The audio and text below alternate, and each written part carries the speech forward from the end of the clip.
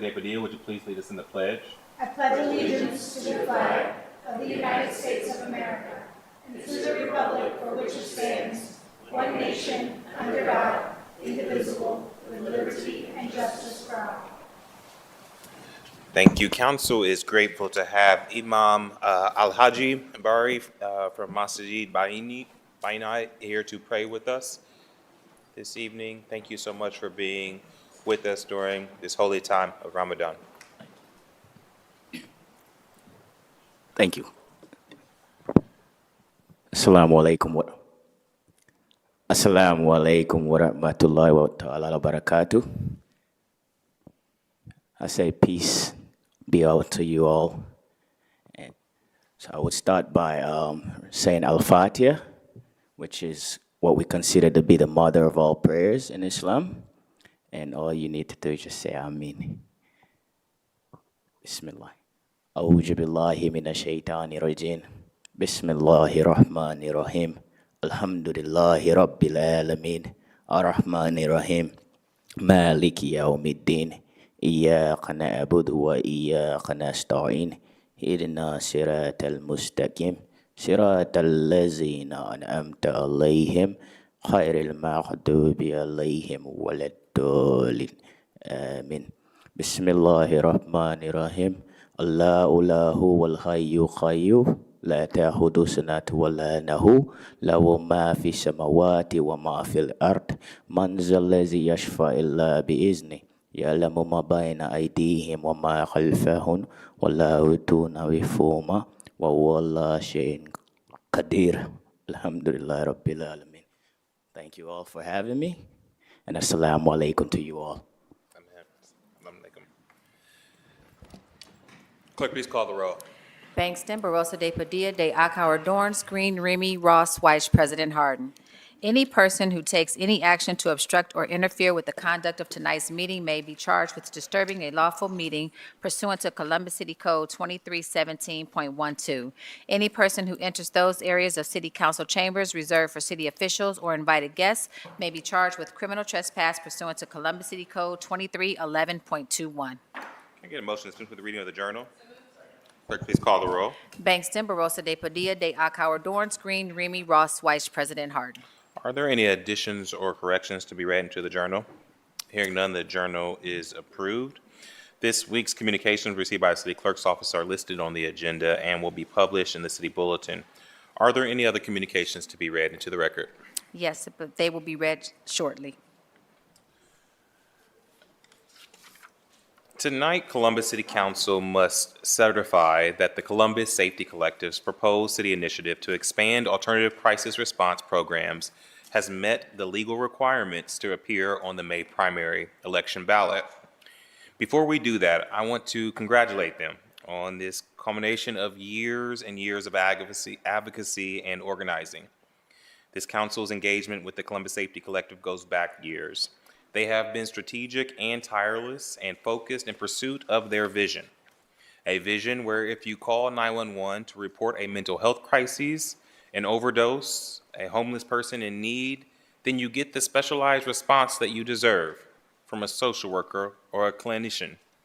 That doesn't just enhance the response of our community members get when they're in crisis, but it also frees up our police officers, our firefighters, and our EMS to respond to acute emergencies, so they are not just first responders to all of our social problems. I want to be clear that City Council shares this vision as well. In fact, when we commissioned the independent consultant, Mission Critical Partners, to complete a review of our programs 3 months ago, their recommendations largely aligned with what the Safety Collective have been fighting for years.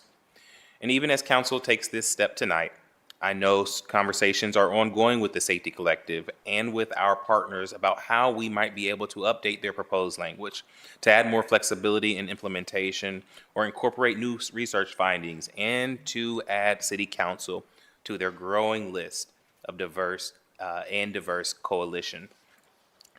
Those conversations are ongoing, but I want you to know that one way or another, voters are going to have their say. Are there any comments from my colleagues on this, the collective?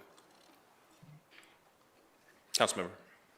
Thank you, Council President. I certainly would like to concur with your comments and congratulate the Safety Collective on what I know has been very hard work in organizing and getting to this point. I recall in April of 2018, when I started at the City Attorney's Office, there was a community safety advisory commission that was seated by the mayor.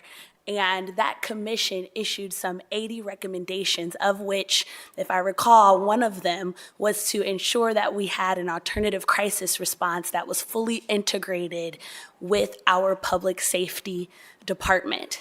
And it is February the 23rd of 2026. And I cannot say that we have a fully integrated alternative crisis response that is fully integrated with our public safety department. And so it is because of your work that I know that we will take this next very significant step toward ensuring that there is a specialized unit that has specialized competency to deal with the issues that our community is dealing with in a way that does not perpetuate harm in our community, but in a way that promotes real public safety. So again, congratulations to all of you. I look forward to supporting you in this effort, and certainly have an open door policy if you have questions, want to talk, want to further this conversation. Thank you, Chair. There are a lot of folks who work really hard to get us to today. One of those folks that I saw just about every place I went to was my friend Channa Wiley, who was out getting signatures. I think Channa is here, and you're welcome to come and say a few words if you'd like.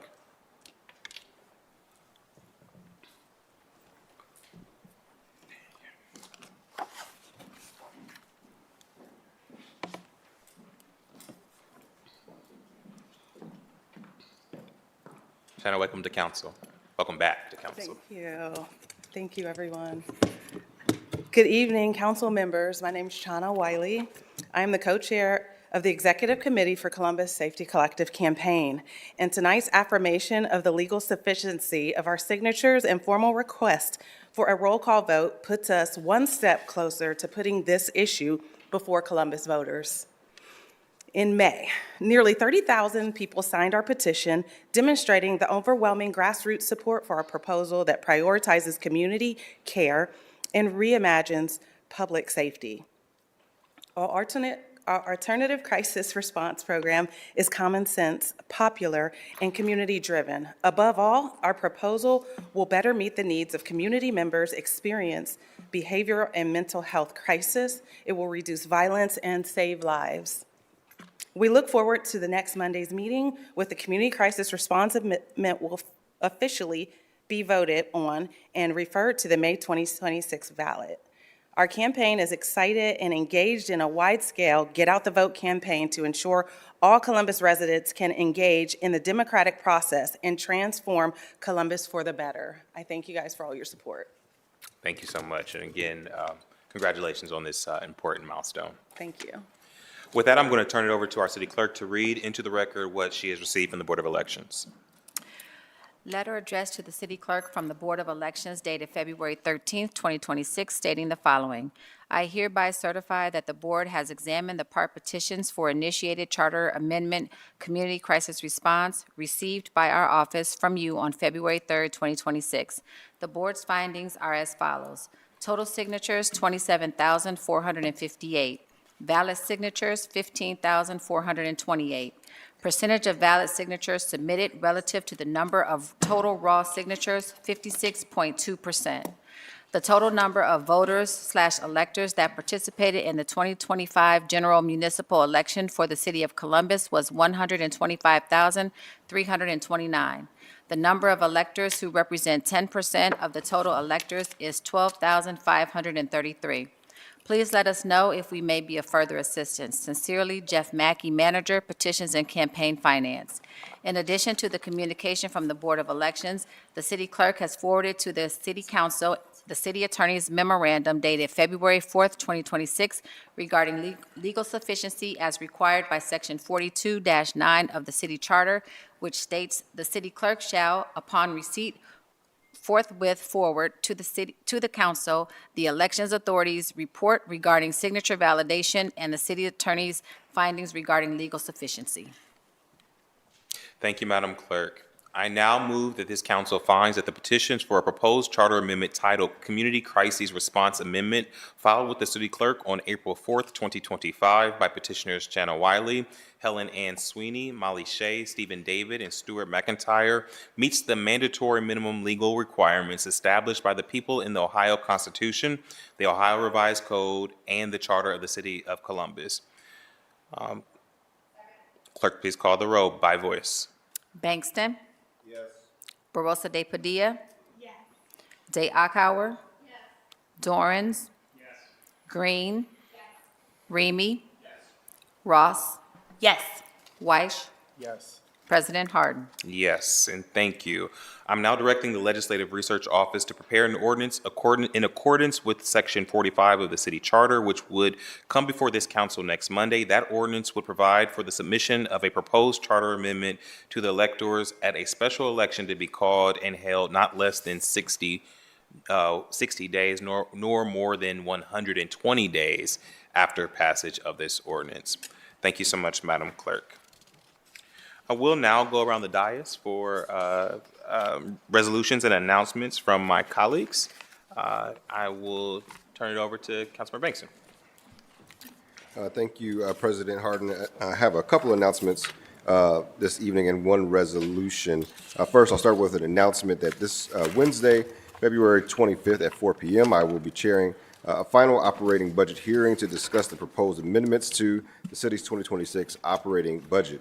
All persons wishing to speak during the hearing in person must email Jonathan Brown at jbbrown@columbus.gov by 10 a.m. on Wednesday, February 25th. Written testimony must be emailed to Jonathan Brown at jbbrown@columbus.gov with the subject February 25th budget hearing testimony with your name and address by 10 a.m. on February 25th as well. As always, the meeting will be live streamed on the city's YouTube channel and council Facebook pages. And each speaker will be limited to remarks lasting no longer than 3 minutes. And look forward to continue to engage the community and stakeholders around the 2026 operating budget. Next, I have a resolution that I am excited to recognize this today and present. And as I introduce Resolution 0040X-2026, I'm going to ask the great men of the Merrymakers Club, Inc. to come forward as I introduce this resolution. It is to recognize the Merrymakers Club, Inc. on their centennial anniversary. For those who are unfamiliar, the Merrymakers Club was founded in 1926 by a group of young black men attending the Columbus East High School.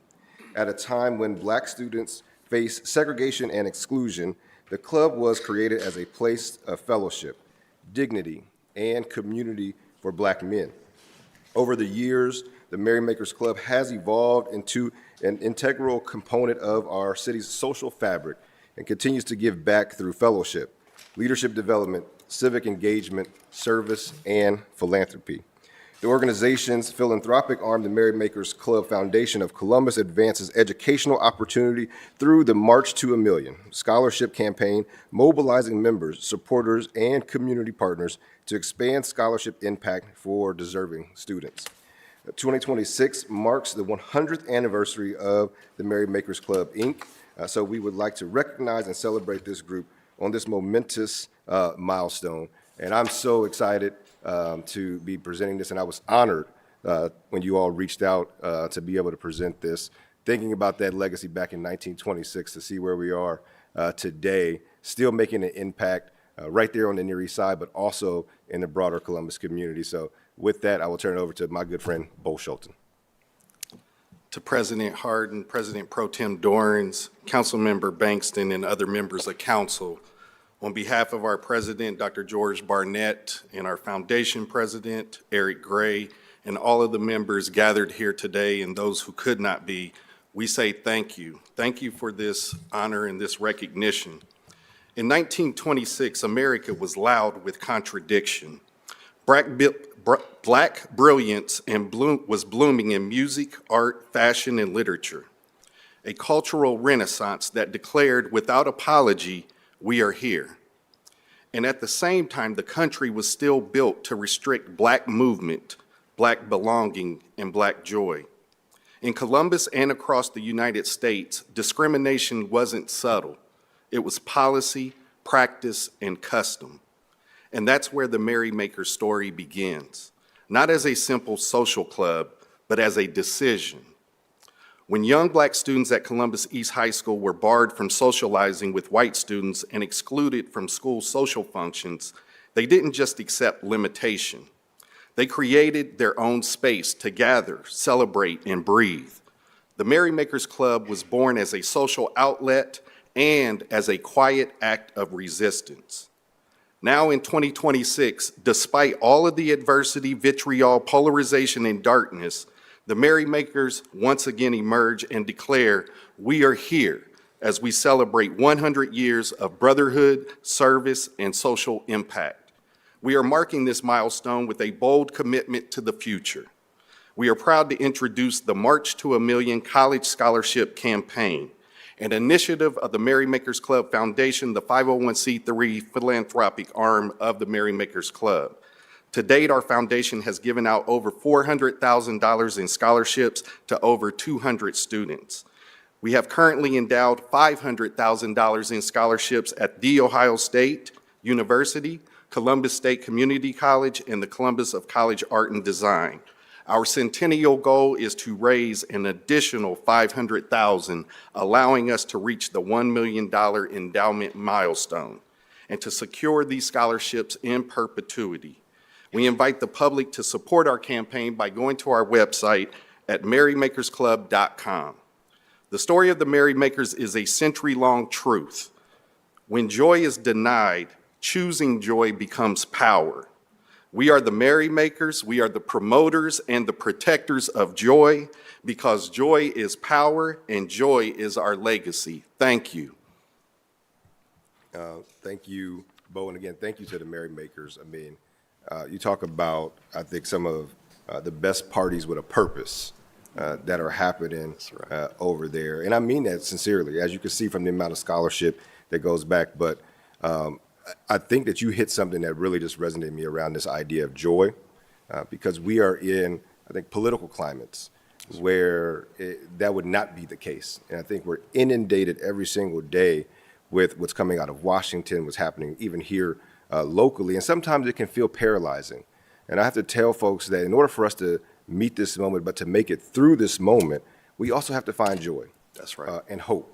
And that's what you all are doing, not just for our community from a social standpoint, but for the next generation of folks who will raise their hand and say that they want to be Merrymakers too, and continue to spread joy in our community.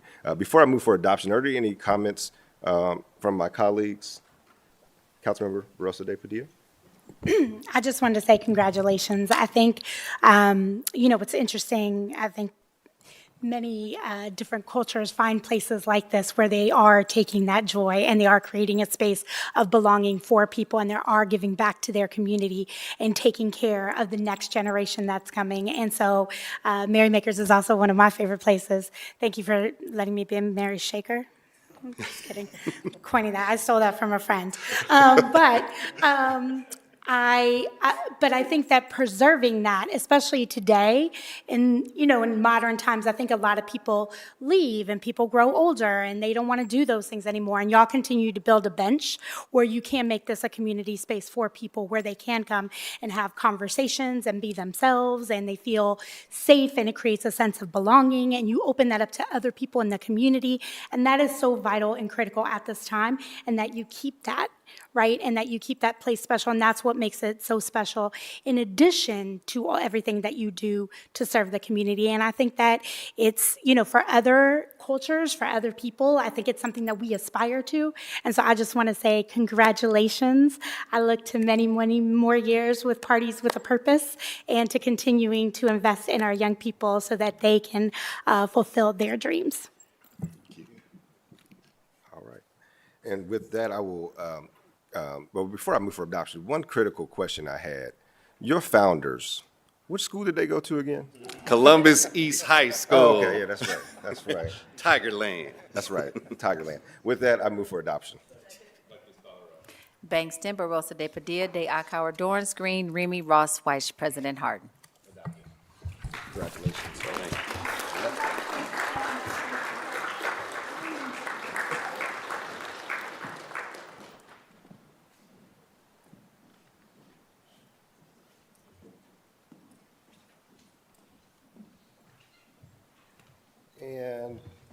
Council President, I apologize. I did move for adoption, but there was a speaker on this resolution, Mr. Wayne Diaz.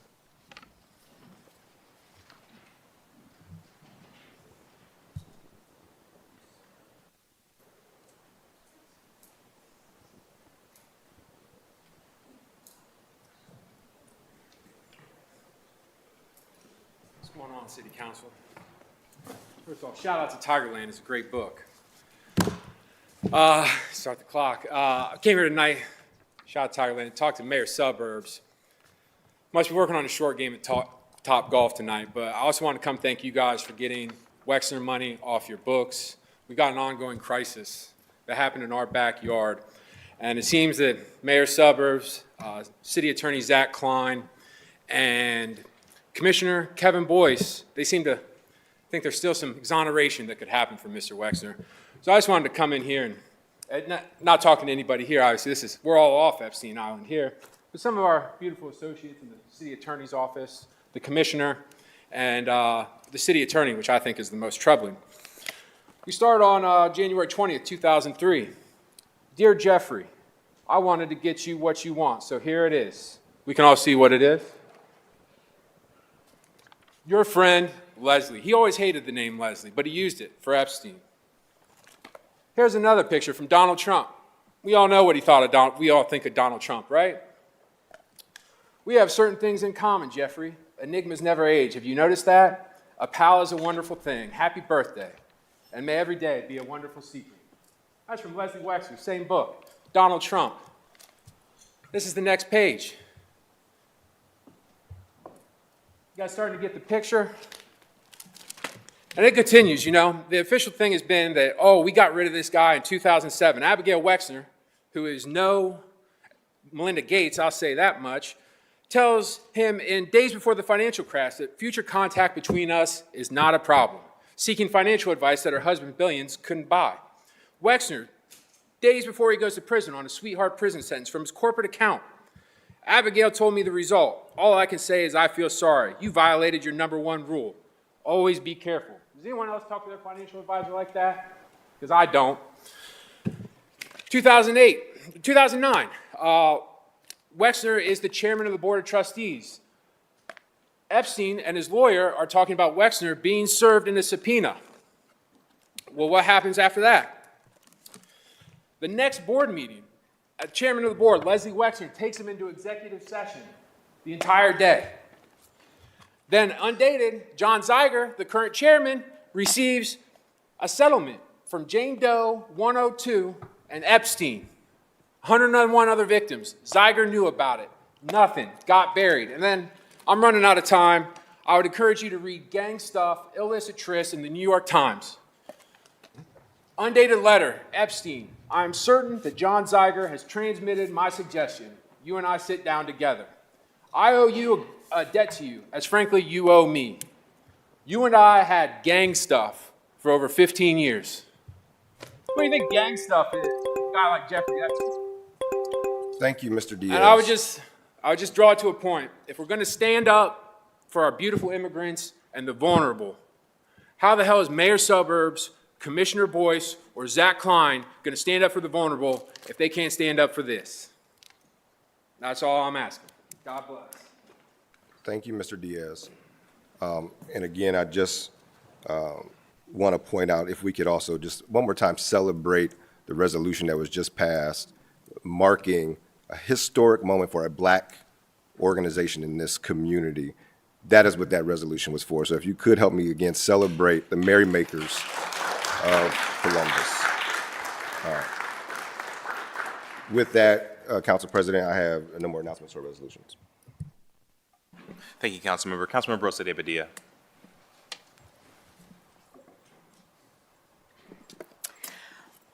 This meeting is taking hard lefts and hard rights.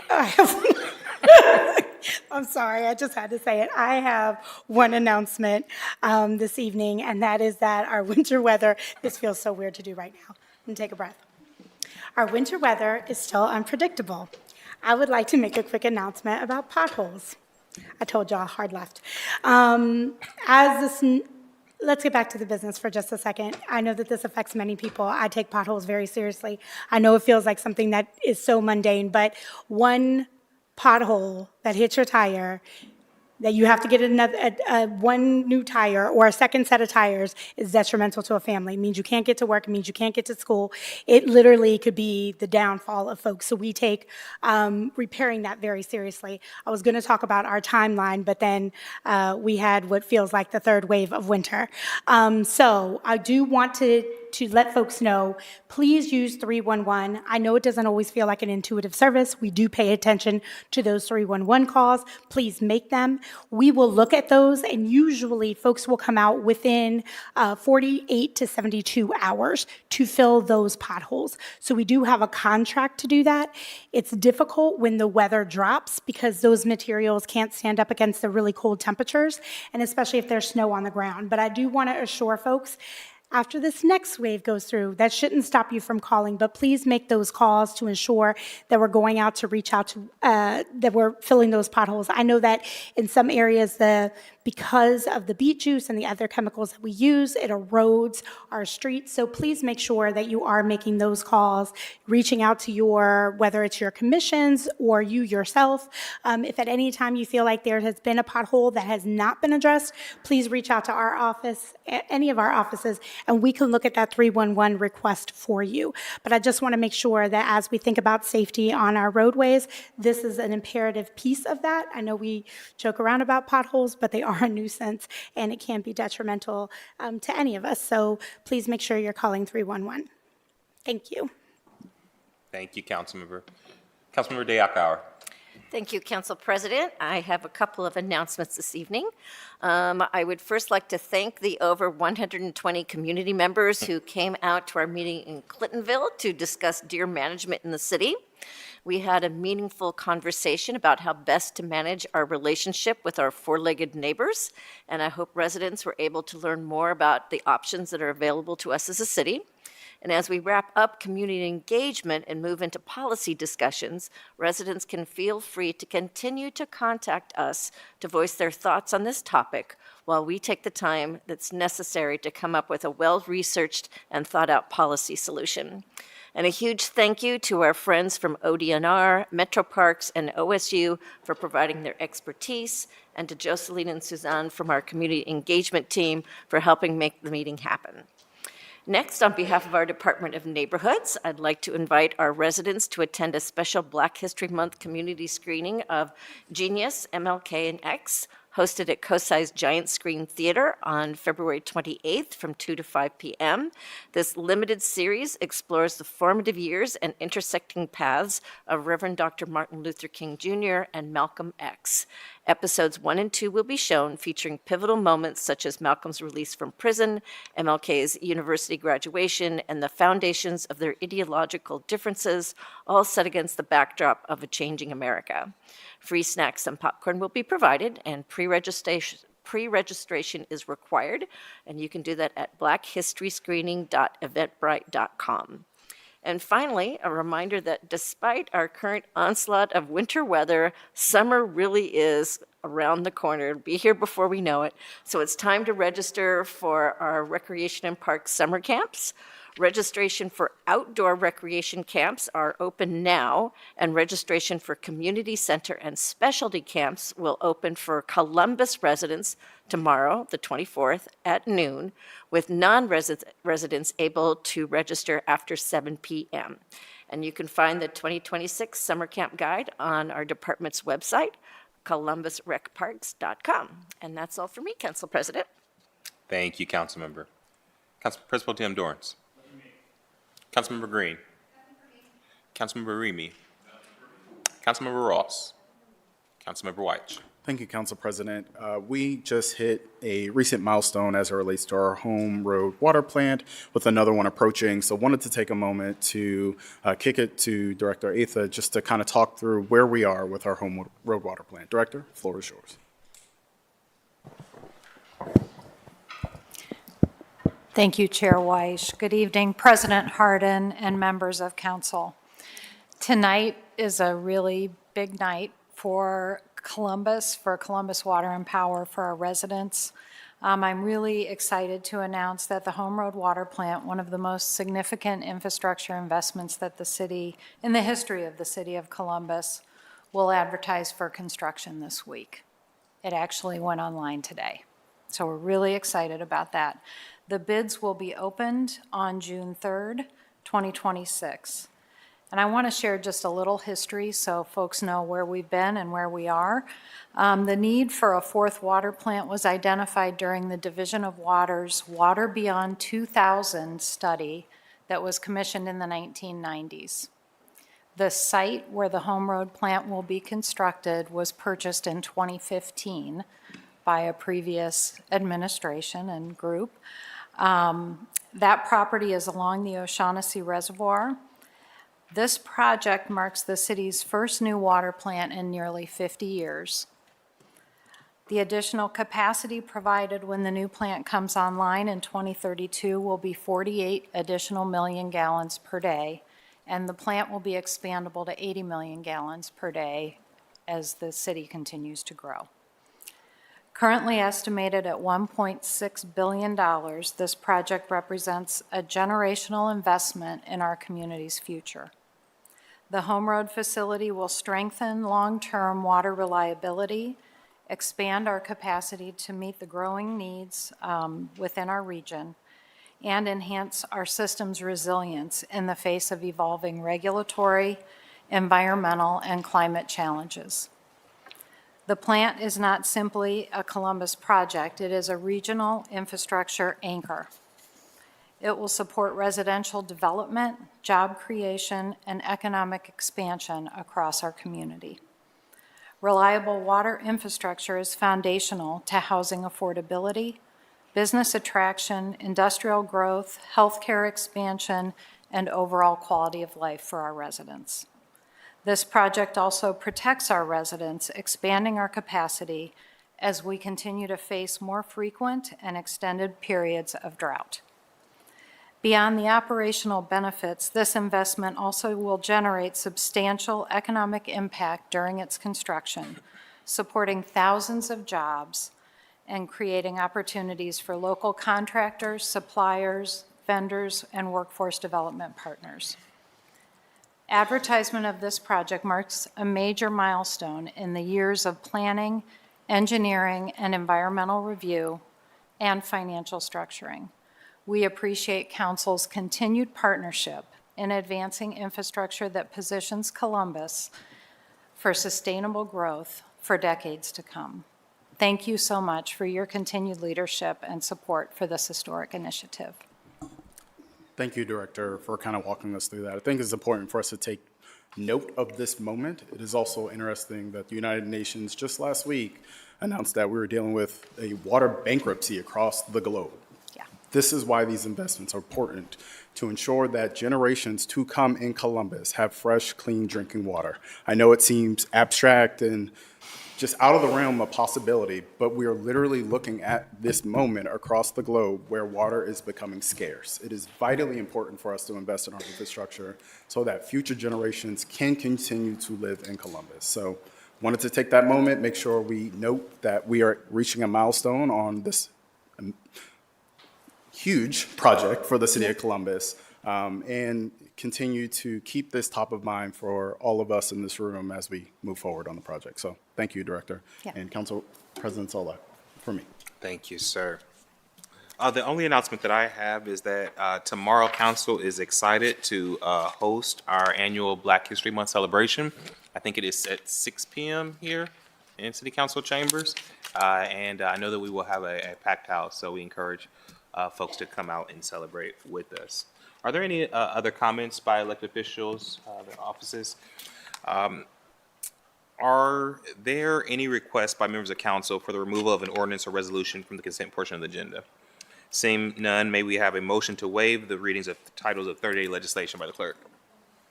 Clerk, please call the row. Bangston, Barosa de Padilla, de Akauer, Dorance Green, Remy, Ross, Weiss, President Harden. Thank you, Madam Clerk. Will the clerk now read into the record numbers of ordinance numbers of 30-day legislation on tonight's agenda for first reading? In Finance and Governance Committee, we have ordinance 313, 368, 370, 348, and 438 and 499-2026. Economic Development and Smaller Minority Business Ordinances 209, 328, and 405-2026. Public Service and Transportation Committee Ordinance 292, 339, and 432-2025. Neighborhoods, Recreation, and Parks Committee Ordinance 75, 76, and 397-2026. Health, Human Services, and Equity Committee Ordinance 347-2026. Public Safety and Criminal Justice Committee Ordinances 398, 423, and 433-2026. Housing, Homelessness, and Building Committee Ordinance 326 and 383-2026. Public Utilities and Sustainability Committee Ordinances 122, 160, 207, 210, 246, 247, 293, 300, 304, 309, 341, 385, 408, and 456-2026. Zonings, we have rezonings, 485-2026, variances, 457, and 482-2026. Thank you, Madam Clerk. We don't have any speakers on the first reader portion of the agenda. Are there, I apologize.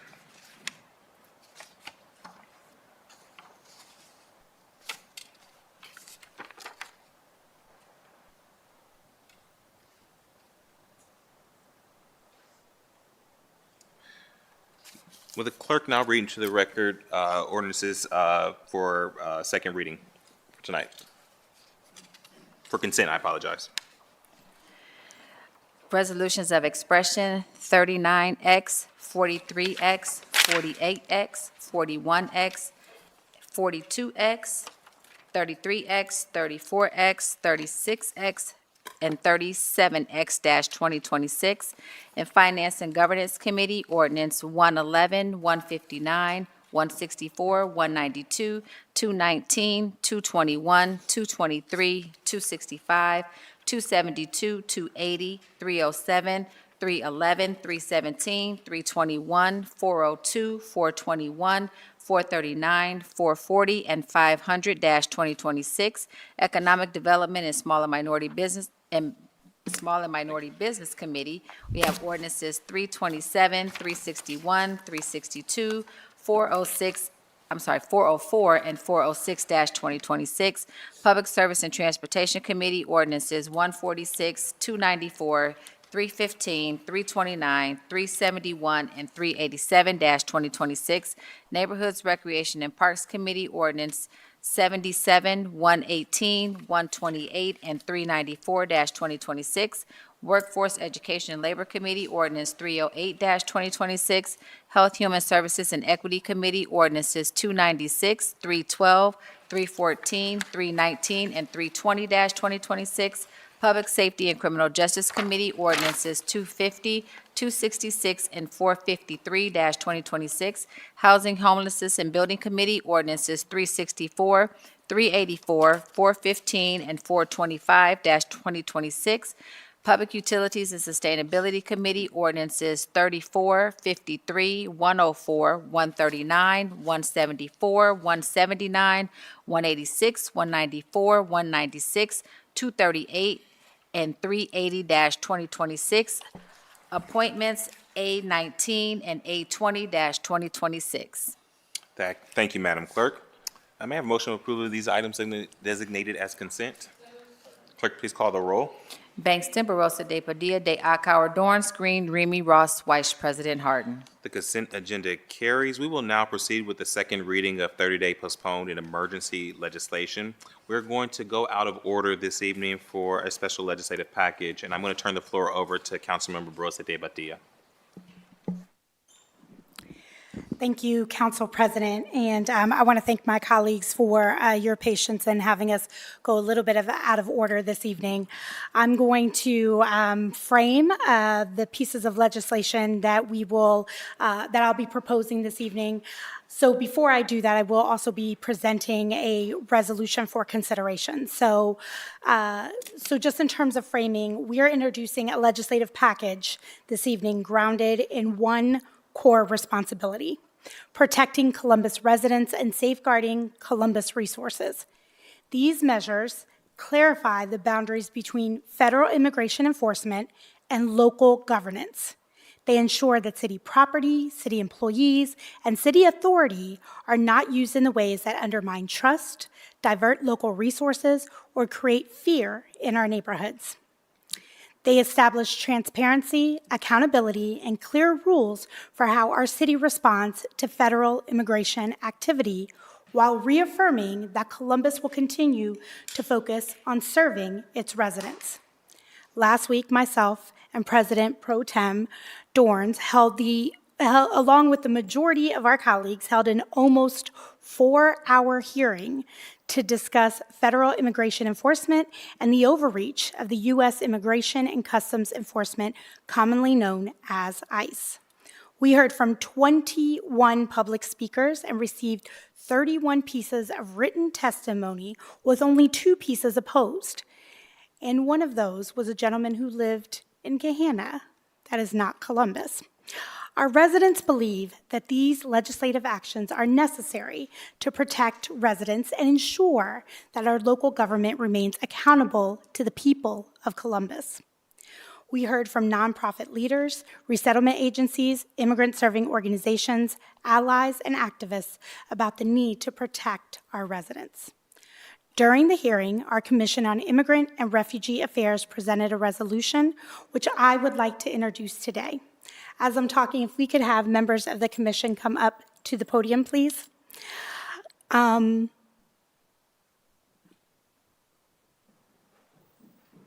So today with us, we have Commissioners Jose Valencia and Commissioner Nadia Jean-Jacques, who will present the resolution for consideration this evening.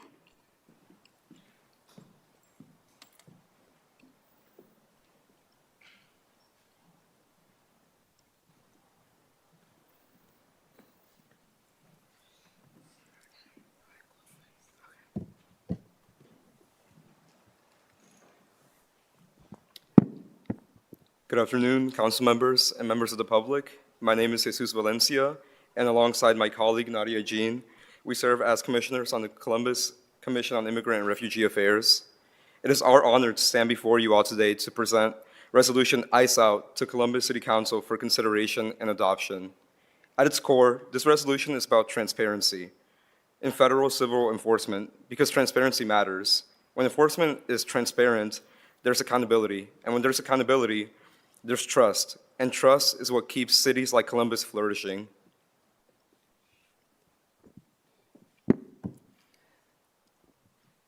We bring this forward to ensure that all residents, particularly our immigrant and refugee communities, can live, work, and participate in the life of our city without unnecessary fear or intimidation. This resolution reflects our commitment to the safety and dignity of Columbus families. Our immigrant and refugee communities deserve to take their children to school, go to work, buy groceries, attend church, and participate in civic life peacefully and without fear. Through collaborative work with fellow commissioners and commission leadership, we are recommending that the City Council move this resolution forward and advocate on behalf of our community with our congressional representatives.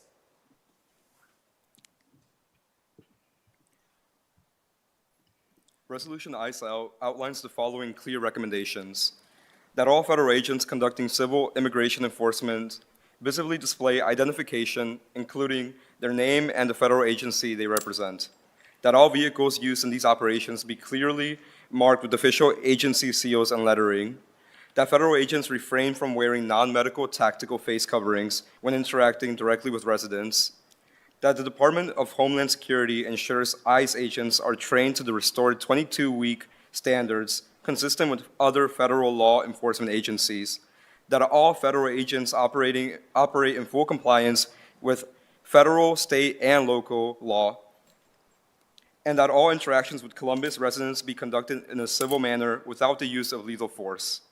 These are not radical demands. They are basic expectations of professionalism and constitutional compliance. We are not asking for obstruction. We are asking for clarity, standard, and accountability. These measures, excuse me, grassy voice. These measures are not about obstruction. They are about clarity, professionalism, and community trust. This resolution calls for transparency, proper training, visible identification, and constitutional accountability. We respectfully request that Columbus City Council adopt Resolution ICE out and advance it to our congressional representative for review and advocacy on behalf of our resident here in Columbus. Thank you for your time.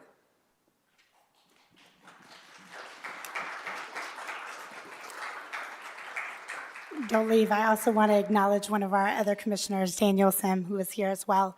Commissioners, I want to thank you. This was something that the commission has been working on for a while. While this is a resolution and not a piece of policy, similar to other cities across the country, what we are simply asking for is for federal law and federal immigration enforcement to follow essentially the same sort of guidelines that our local law enforcement follows. And we think that that is a fair request. I think while we can't enforce that, I think this also signals to our congressional leaders who do have the jurisdiction to make the appropriate changes to ICE to ensure that they are following some of the national law enforcement best practices of training and how they identify themselves, that they do that. And I think that that is a fair request, and this is coming directly from our citizens. Do my colleagues have questions or comments? Councilmember? Thank you very much. I want to thank my colleagues for their leadership on this package, and to thank the residents for coming forward to express their experiences and their concerns. Your voices matter, and they shape the decisions we make in this chamber. As Chair of Public Safety and Criminal Justice, I want to speak plainly about what this moment requires of us. Public safety is strongest when trust exists between the community and those sworn to serve it. When residents are afraid to call 911, afraid to report a crime, afraid to cooperate as witnesses, or afraid to access basic city services, that does not make anyone safer. It makes us all more vulnerable. Our police officers, firefighters, paramedics, and public safety personnel rely on community trust to do their jobs effectively. They are here to protect life and property, to respond in emergencies, and to keep our neighborhoods safe, not to enforce federal civil immigration law. This legislative package helps clarify those roles so that our local resources remain focused on the mission residents expect from us: safety, service, and accountability. This is not about circumventing federal law. It is about defining how the city of Columbus governs itself, how we use our resources responsibly, and how we uphold constitutional rights within our jurisdiction. Our duty is to protect the people of Columbus, and every resident should be able to call for help without fear. Thank you, Councilmember Rosa DePia. Thank you, Chair. So with that, I would like to formally introduce Resolution 0047X-2026 to urge all federal agencies and their employees, officers, and agents to follow standards of conduct recommended by the City of Columbus Commission on Immigrant and Refugee Affairs when engaging in civil immigration enforcement activities with all residents of the City of Columbus. And now I move for adoption of Resolution 0047X-2026. Bangston, Barosa de Padilla, de Akauer, Dorns, Green, Remy, Ross, Weiss, President Harden. Thank you.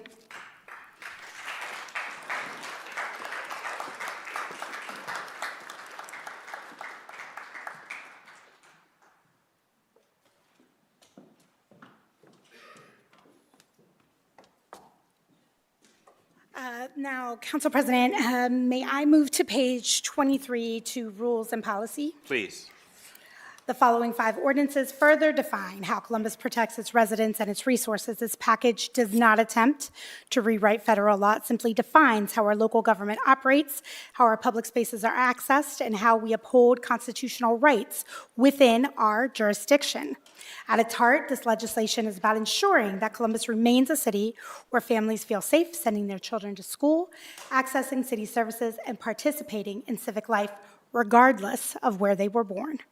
I want to open it up for my colleagues, but before I do, I want to thank my team, Jessica Casares, Amaris Lemus, President Pro Tem's team, Andy McDonald and Ariel Garrett, as well as our entire legislative research office and our city attorney's office for all the work that they did to move this legislation so quickly. And I want to thank my partner in good, President Pro Tem Dorms, and give you the floor if there's anything that you would like to say before we move to the packages. Yeah, thank you, Councilmember. And again, appreciate you and your team, City Attorney, everyone for working on this together so closely. We know that, as you pointed out, and I think lots of folks have pointed out, there are many aspects of federal civil immigration enforcement that are beyond the control of this council, beyond the control of this city. That said, we also have seen the chaos that has erupted when folks who do not worry about the trust with the community. As Safety Chair Remy pointed out in his comments, this community has worked extremely hard to bring law enforcement and the community closer together to make Columbus a safer place.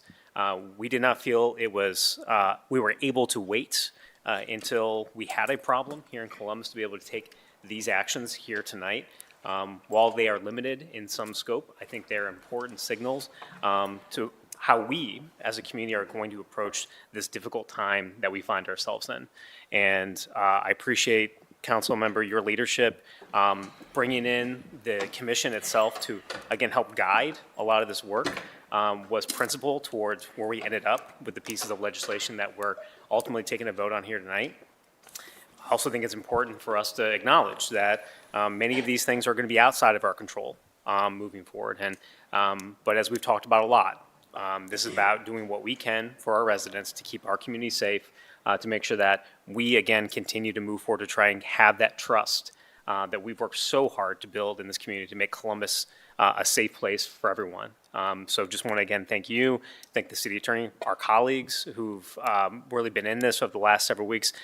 We've talked about months worth of work has really happened in weeks. And that is the reason for that is that your leadership in this council has taken this subject so incredibly seriously. So with that, hand the floor back over to you. Council President. To both, well, it doesn't matter.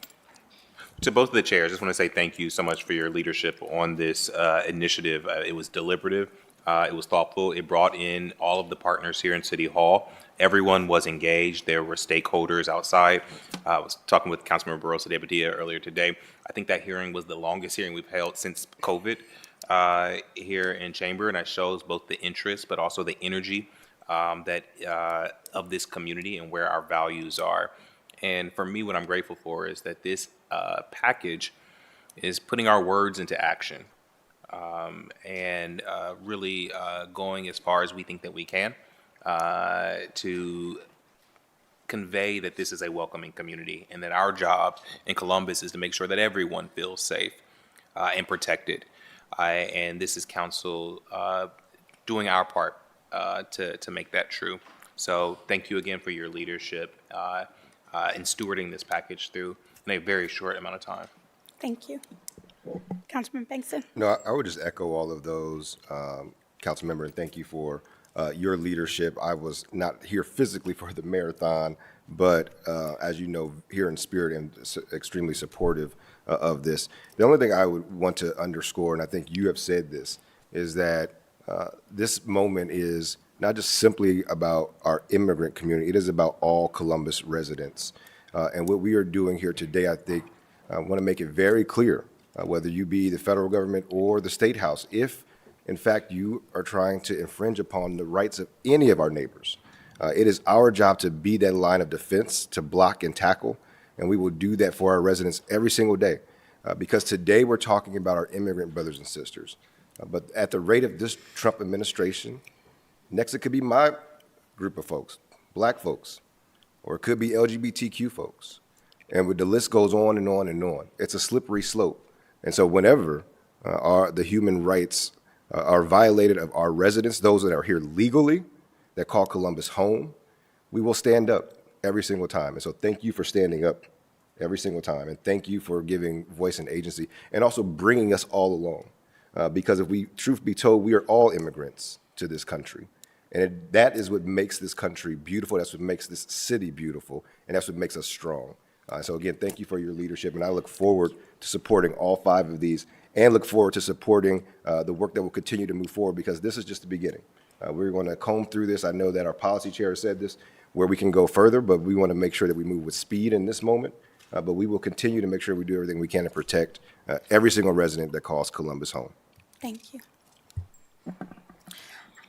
Now I have to echo the sentiments of all of my colleagues and say thank you, but truly thank you. And I think in addition to what Councilmember Bankston stated, like the safety of our immigrant families is inseparable from the safety of all of us as a broader community. But in addition to that, I want to underscore just the importance of what this moment means and to really encourage us to keep our foot on the gas when it comes to really making and pushing for policy that makes us a welcoming city truly. Not just in word, but in how we literally go about doing the business of a municipality.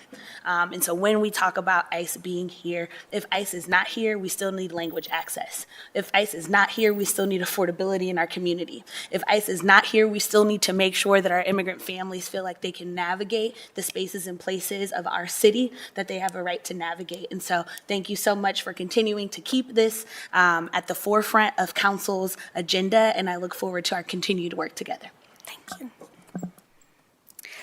And with that, I will move forward with the reading of the first piece of legislation. First, we have 0515-2026 to enact Section 161.11 Immigration Enforcement Agreements and to declare an emergency. 287G agreements allow local law enforcement to partner with U.S. Immigration and Customs Enforcement to carry out federal immigration enforcement. At this time, the Columbus Division of Police does not enter into 287G agreements with Immigration and Customs Enforcement. This proposed ordinance would bar Columbus from entering into such agreements without explicit approval by Columbus City Council. The use of 287G agreements, intergovernmental cooperative agreements between ICE and local law enforcement agencies, has increased dramatically since January 20th, 2025. According to a recently released report by Forward.US, the use of 287G agreements has increased more than 900% nationwide. And this is why, while we do not currently have these agreements, we want to ensure that we understand that, or that we are saying we don't want them in our community. We already have a policy that says that we will not direct city resources solely for the purpose of deportation. And this is honoring what that executive order is and ensuring that in the future we have the structure in place to make the right decisions for the time. We do have 5 public speakers on this ordinance. So first, I would like to call up Claudia Cortez Reinhardt, and after Claudia, Ted Welch. Claudia, welcome back to council. And for each of our speakers, just a reminder, you have 3 minutes. If you could please introduce yourself, any organizations that you represent. Welcome back to council. Thank you. Good afternoon. President Hardin, Council Member Barroso de Padilla, President Pro Tem Dorrance, and members of the Columbus City Council. My name is Claudia Cortez Reinhardt, and I'm here along with my colleagues Isabel Alvarado and Molly Shi. We are here representing the Central Ohio Workers Center. We are a nonprofit organization dedicated to advocating for the rights, dignity, and fair treatment of all workers, including our vital immigrant community members across Central Ohio. We stand before you today in strong support of the proposed immigration enforcement response policies led by Councilmember Barroso de Padilla and President Pro Tem Dorrance. Our organization works alongside essential workers across construction, food service, hospitality, warehousing, manufacturing, home, healthcare, childcare, sanitation, retail, and transportation, including commercial drivers, delivery workers, and ride-share operators. These workers are integral to the economic vitality and stability of our city. Policies that generate fear and uncertainty among immigrant families have ripple effects across industries, neighborhoods, and local institutions. We support for the following reasons. These agreements blur the lines between local policing and federal immigration enforcement, eroding trust between law enforcement and the communities they are sworn to protect. This erosion of trust makes all residents less safe. Our members must feel safe reporting wage theft, workplace hazards, or other crimes without fear of immediate detention and deportation. Prohibiting these agreements is essential for community-police relations and workers' rights. Another reason is because prohibiting city employees from working for ICE or U.S. Customs and Border Protection ensures ethical boundaries and prevents conflict of interest. At CAUSI, we connect low-wage and immigrant workers to many local institutions and programs. It is critical that Columbus residents feel safe accessing these institutions and programs. This policy helps workers feel confident that city employees serve the community's interest, not the federal enforcement priorities. Also, protecting schools and child care centers is essential. Children and parents must be able to access education and care without intimidation or fear. When families are afraid to approach these spaces, children's stability and education are disrupted and parents' ability to work is directly impacted. In addition, private detention facilities operate within a profit-driven model that monetizes confinement. Columbus should not allow land use policy to facilitate an industry that stabilizes family and undermines worker power. Requiring a special use permit affirms the city's responsibility to align the development decisions with human dignity, community stability, and economic justice. And another reason we support is because limiting the use of city property for ICE staging affirms that Columbus resources should serve, not intimidate, its residents. As a workers' center committed to dignity and safety for low-wage and immigrant workers, we know that visible enforcement operations in public spaces create fear that discourages workers from seeking jobs, accessing service, and moving freely in their own neighborhoods.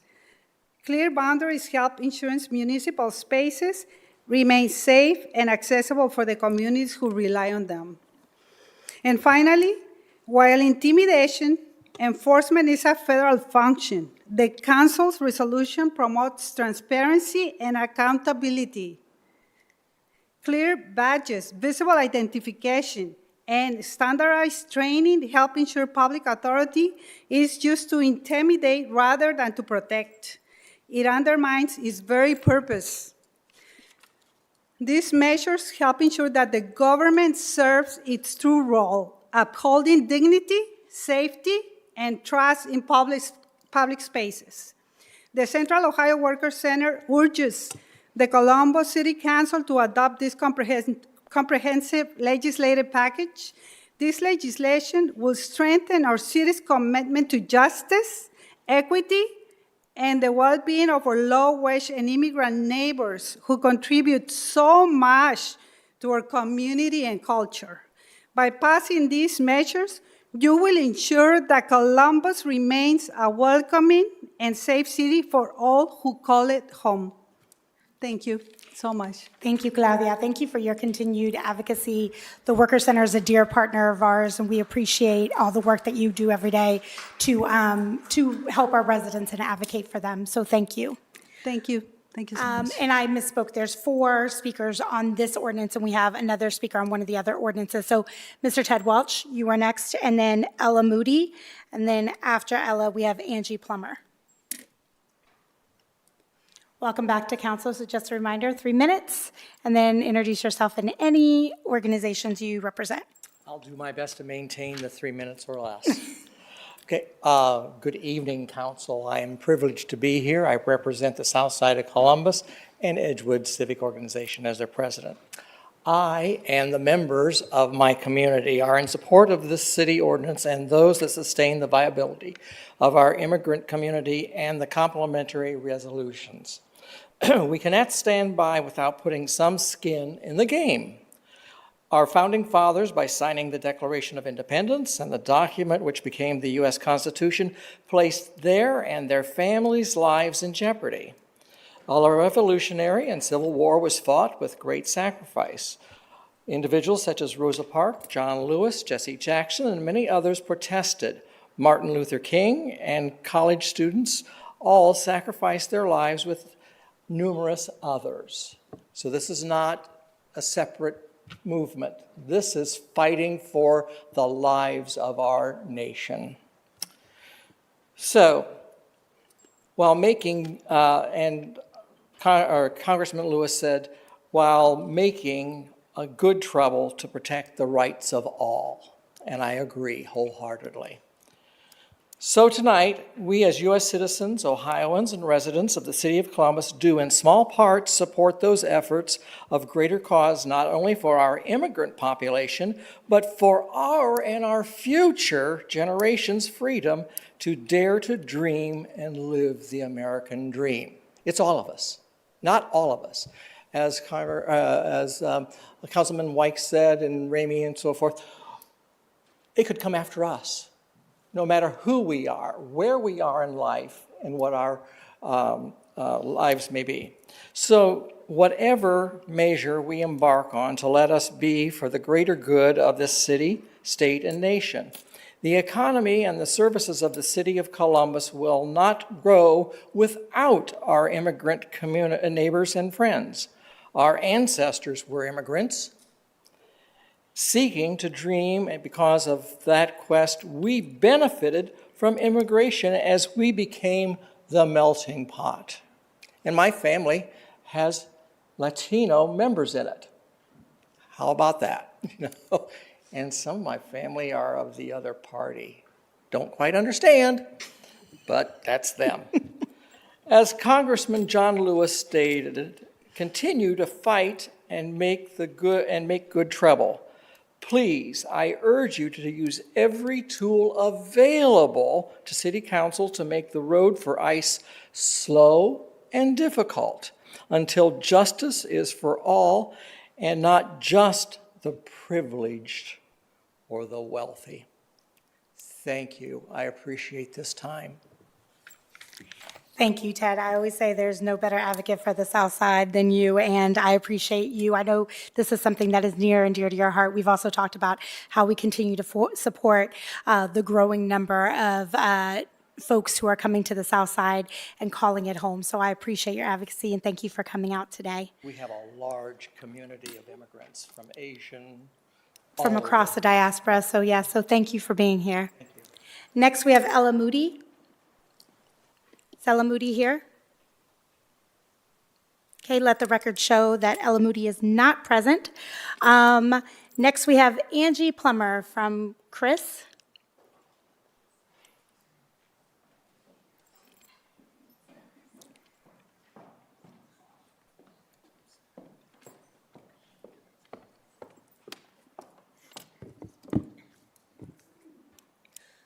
Good evening. Thank you, President Hardin, President Pro Tem Dorans, Councilmember Barroso de Padilla, and the rest of the members of council. My name is Angie Plummer, and I am the Executive Director of CRIS, Community, Refugee, and Immigration Services, and I'm here this evening supportive of Council's efforts to protect our residents from ICE overreach. We have just celebrated our 30th anniversary helping refugees and immigrants reach safety and stability, sustain self-sufficiency, and thrive in the Central Ohio community. To do this, we've provided support to tens of thousands of new Americans who call Columbus home. But in my 26 years at CRIS, the past year has been the most difficult for CRIS and for the people that we serve. We've faced funding cuts, layoffs, and a deluge of horrific and damaging executive orders coming from the White House. And yet, I am filled with gratitude for how the community has stood by us, has stood by the immigrant community. We've had a groundswell of engagement from volunteers, faith-based groups, schools, bakeries, breweries, etc.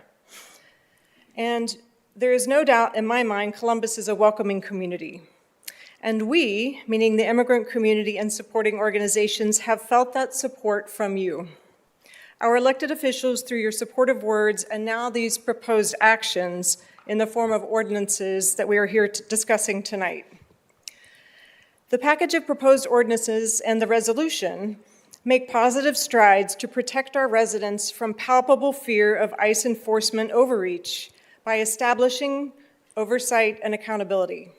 Proposed Ordinance 0515, prohibiting the city from entering into 287G agreements, is critical to maintaining public safety for all residents of our city. As Councilmember Ramey was talking about, for local law enforcement to be effective, it's essential that community members trust law enforcement. We know that crime victims will not contact law enforcement if they fear it will lead to an ICE encounter. Last week, the federal government issued a policy memo doubling down on its intention to detain lawfully present refugees. This is what we saw in Operation Paris in Minnesota. As a result of these horrific events, foreign-born residents in Columbus in all immigration statuses and even U.S. citizens are fearful of ICE encounters given that agency's widely publicized overreach. So if we want to live in a community where all people can access vital city services, especially law enforcement, then we need actions like this, that local governments step in to restore, at least at the local level, protections to our residents. This includes disallowing use of public space as a staging ground for ICE operations, as addressed in Ordinance 05666.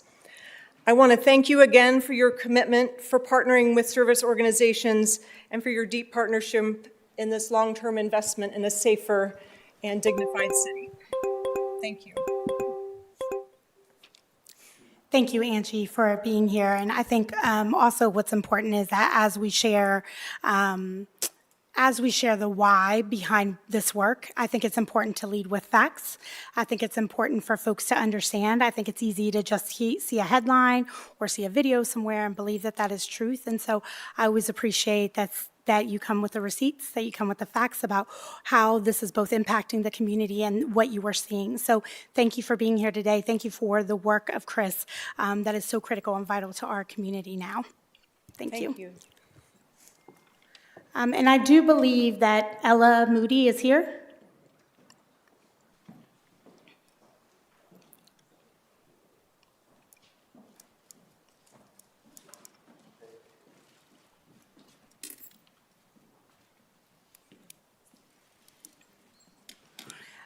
So welcome to council.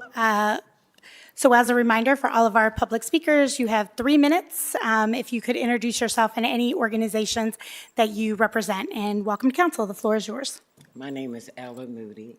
I'm creative founder of Rock Hard Entertainment Urban Outreach, nonprofit dedicated to the boys in the hood. I'm hailing from Livingston and Miller. I'm here to discuss your immigration and your fight for ICE.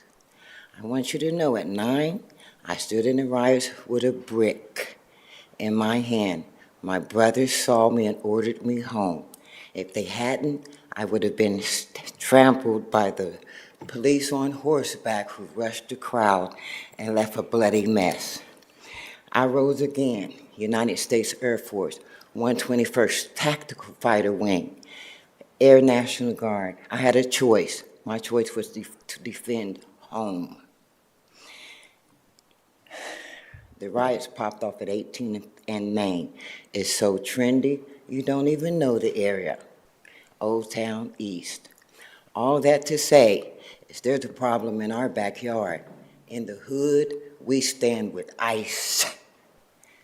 I passed my arrest record up to you. It's this thick. Nobody put a wagon train around me when I was being arrested.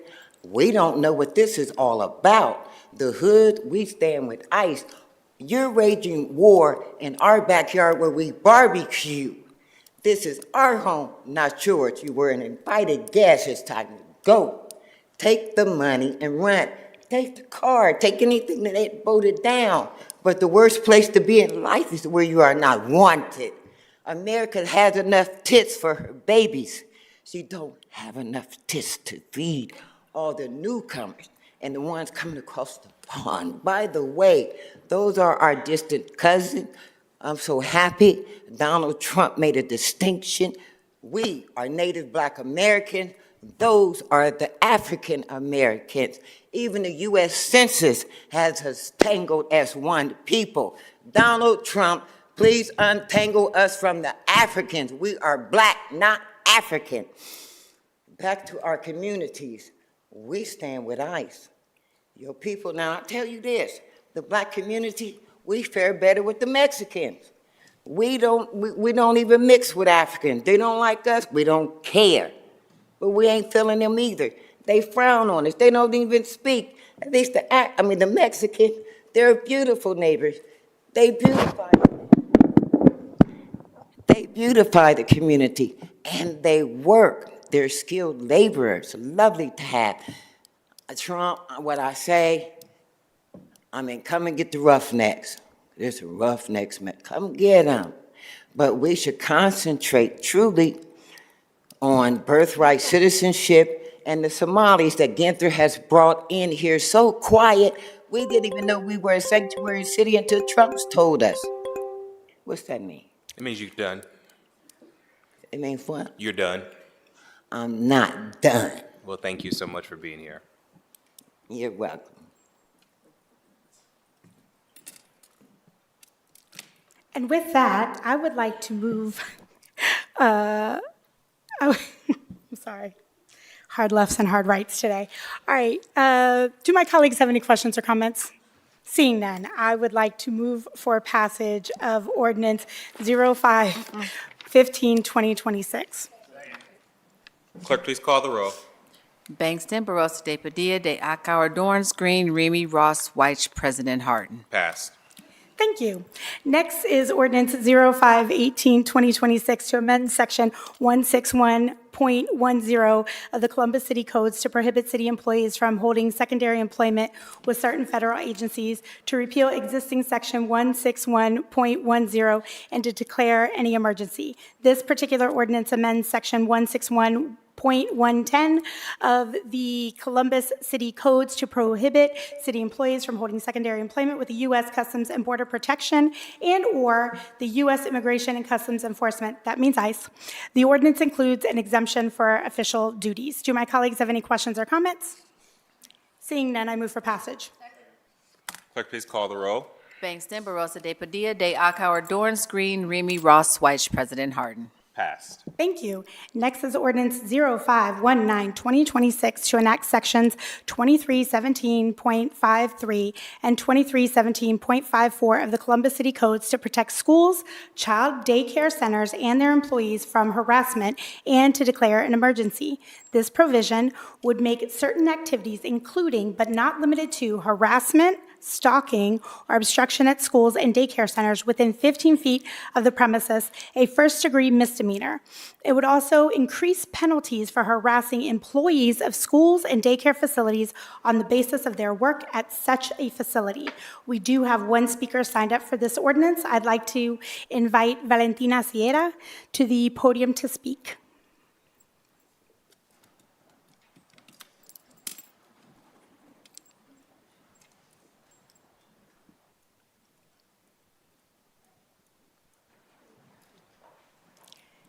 And just as a reminder, first of all, I love the name.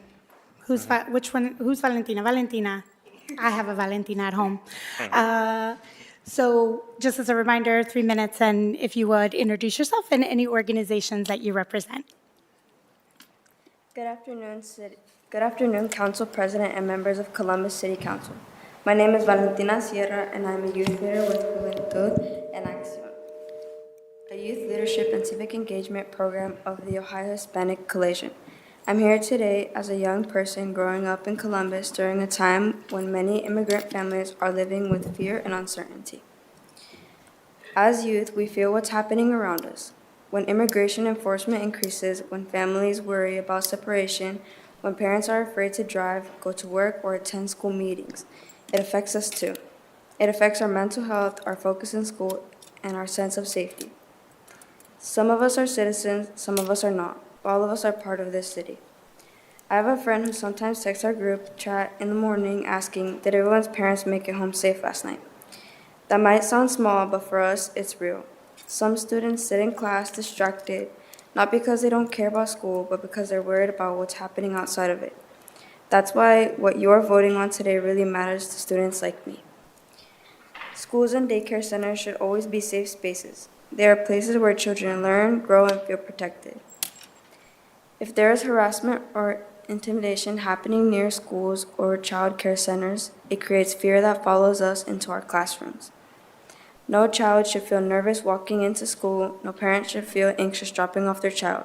No teacher or daycare worker should feel threatened while caring for children. For many immigrant families, school is the most stable place in their lives. It's where we feel normal. It's where we feel safe. Protecting those spaces protects our ability to focus, to dream, and to just be kids. When the city takes steps to protect schools and child care centers from harassment, it sends a clear message that children come first. We are not asking for special treatment. We are asking for safe classrooms.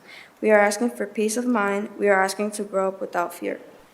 Your decision today shows young people whether Columbus truly stands for dignity, safety, and fairness. For students like me, that means everything. Thank you for listening and for your commitment to protecting families in our city. Valentina, thank you for being here. I know that it takes a lot of bravery for a young person to come into this space. I want you to know this is your space, and you should always take up space. And you are welcome here at any time to talk about any of the things that you care about and that things that affect our community, because you have a voice. And I think you're one of the most powerful voices that we're hearing tonight, because I think, as we've seen, not just here in Columbus, but across the country, is that young people are so much better than us. So much more loving, so much more open. They can see very clearly between right and wrong, and they stand up for justice, and they don't care. For them, it's not about bravery. It's about waking up and doing the thing that is right.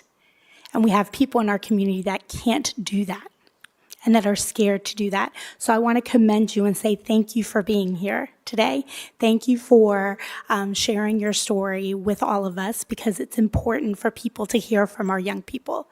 Do my colleagues have any additional questions or comments? I also want to acknowledge one of our commissioners, Cassandra Ramirez, who is here. Thank you for being here. I want to thank the Ohio Hispanic Coalition for all of your work and for your advocacy. You've been at every one of these meetings. You've been coming in and coming to the table and serving our families, and continue to do that. And I just want to thank you. I think this piece of legislation is incredibly important for protecting our young people, not just in the daycare facilities, but also, I've been using this as an example. When we see our young people using their rights and standing outside of a school, we see adults that are pulling over and agitating them and creating fights and physically harming young people, harming children. This is what this protects against. So I just want to thank you for being here and thank you for your advocacy. My colleagues don't have any questions or comments. I move for passage. I'm sorry, Chair. Oh, I do yes. have, not for the group, but I Yes. do have a couple questions that I want to just flesh out. Oh, I'm because sorry. I know Yes. that we. You can take a seat. Thank you.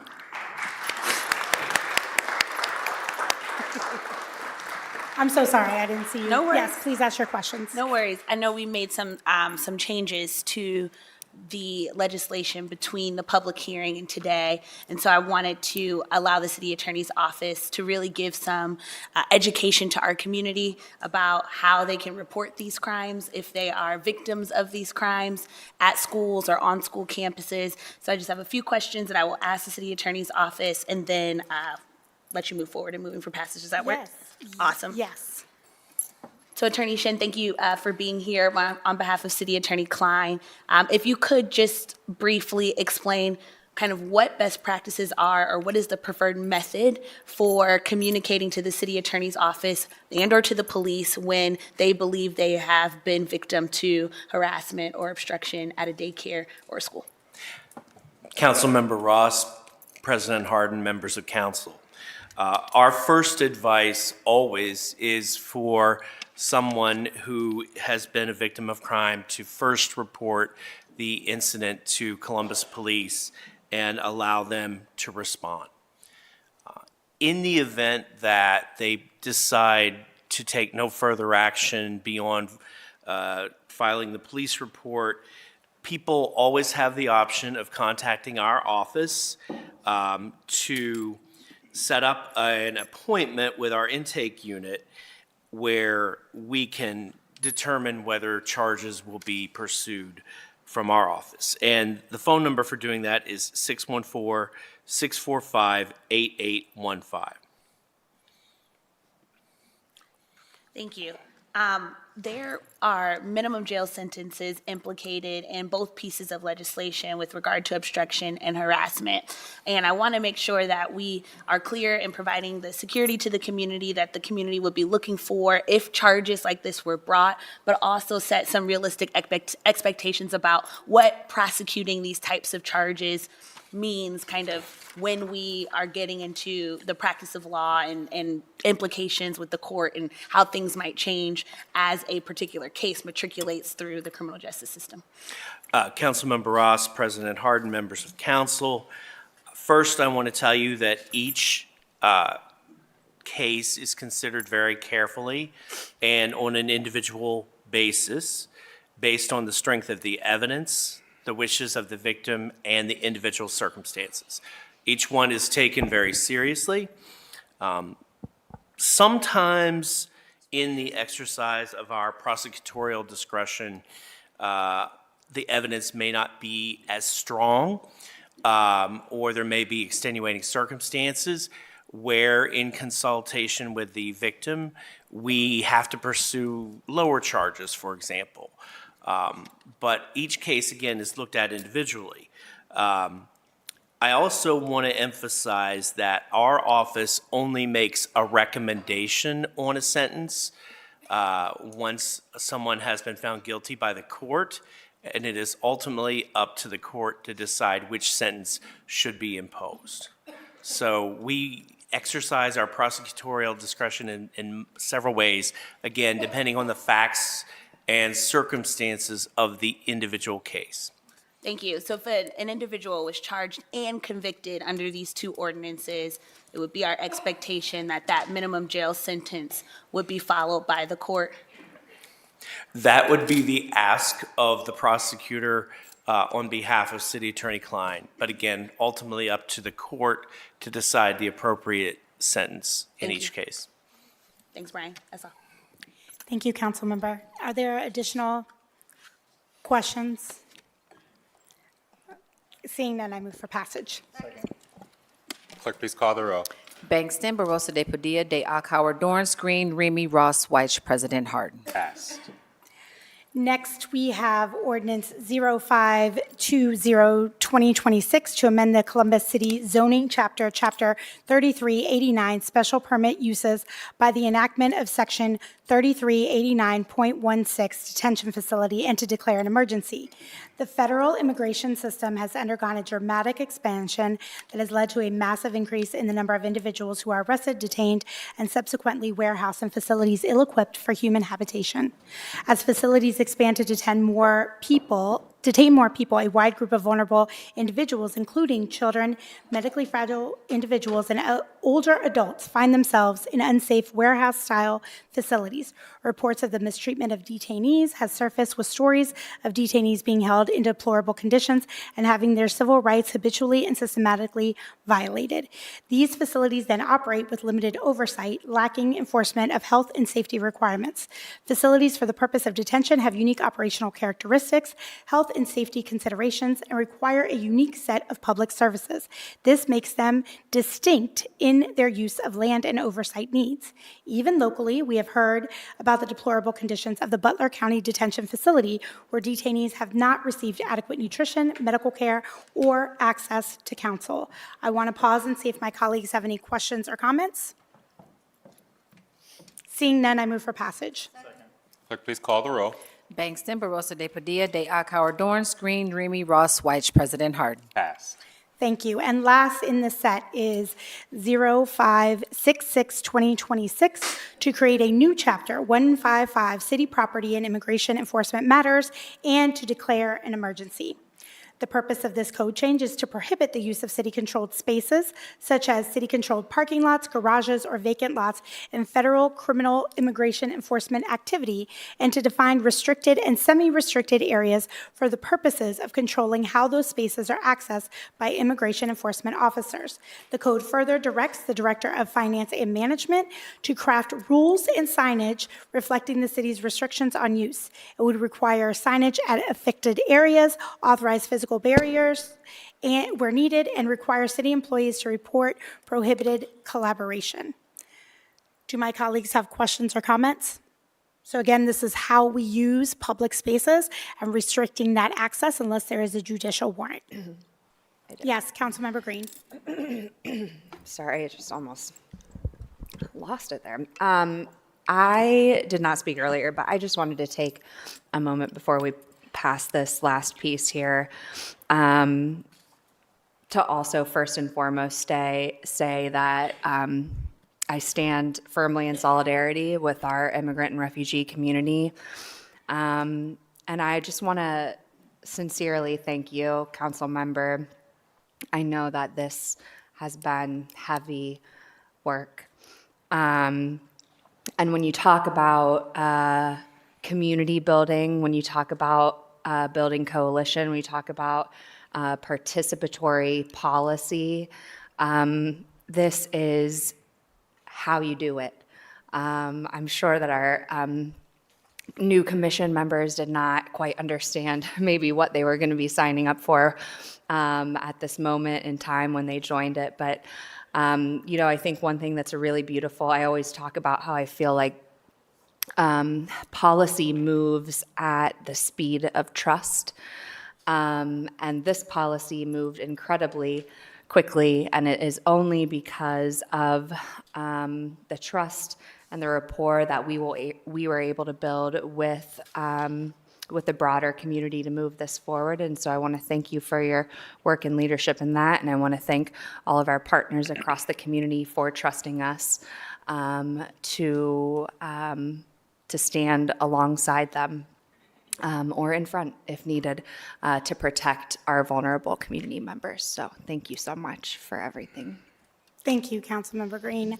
And I just want to say, again, just to my colleagues, thank you. Thank you for letting us take so much time out of this here. Even though we spent 4 hours, I know that everyone is not going to agree with these policies. I think there are going to be people who are asked why. Why now? Why this policy versus the other policy? I would encourage them to go back and look at the hearing. I would encourage them to reach out to our offices. I think that sometimes people think that because we don't agree that we're not willing to have a conversation. I think we're willing to have that conversation with folks if it is a respectful conversation, right? If it is an adult conversation about policy, if it is helping to bring people along, any piece of policy that we present it to the community, we present it to experts, we get feedback, we go back, we revise. We have a whole host of city attorneys that look at those policies before we bring them to the public. There were additional policies that we looked at that weren't quite ready. These were the ones that we felt were the strongest, which is why they were presented here today. And so I want to thank all of the folks, all of the residents for your letters, for your phone calls, for folks who sat through 4 hours of a community hearing, for folks who came out here, for folks who do this work every single day. We had everyone from everyday residents who saw this and became passionate about this work and showed up at the hearing. And so I just want to thank everybody for the work that they are doing. And I think at this time, especially for folks to look to their humanity, for us to look to our neighbors, and for us to see each other and become more proximate together. Because I think when we do that, we better understand one another and we better understand each other's challenges and struggles. So with that, if there are no additional comments or questions from my colleagues, I move for passage. Second. Clerk, please call the roll.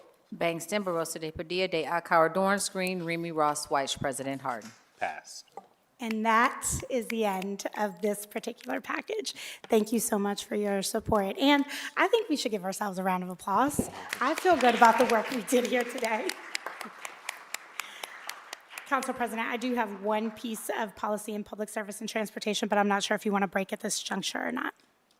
Go ahead and read it. And then Just we'll one go, piece? Then we'll go to Okay. zoning. Great, thank you.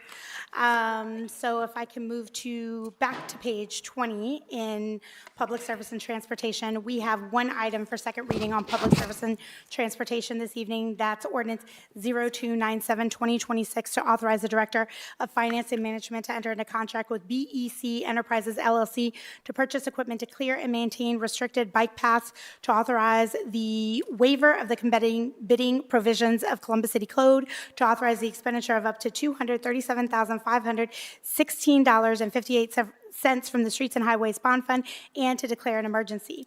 The Division of Infrastructure Management will use this equipment, called a multi-hog, to clear and maintain snow and ice removal and sweeping duties on the city's restricted bike paths as part of the routine management performance by the street maintenance team. This critical equipment allows Columbus residents to continue to utilize city bike paths daily. This equipment ensures that safety is prioritized for all of our city residents. So I just want to acknowledge that. I know that this was an unprecedented snowstorm, and we got lots of feedback from folks because we have made significant investments in bike paths in different parts of the city, and those were unfortunately covered just by the sheer magnitude of the snow that we had.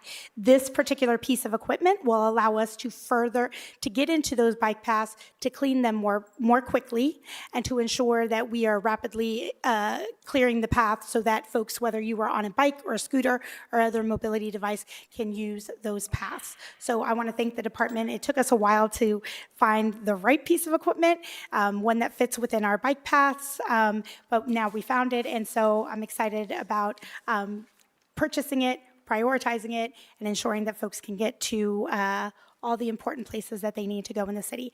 Do my colleagues have any questions or comments? Seeing none, I move for passage. Clerk, please call the roll.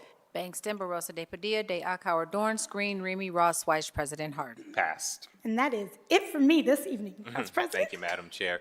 Is there a motion to recess for zoning? Clerk, please call the roll. Bangston, Barosa de Padilla, de Akauer, Dorance Green, Remy Ross White, President Harden. Meeting is in recess.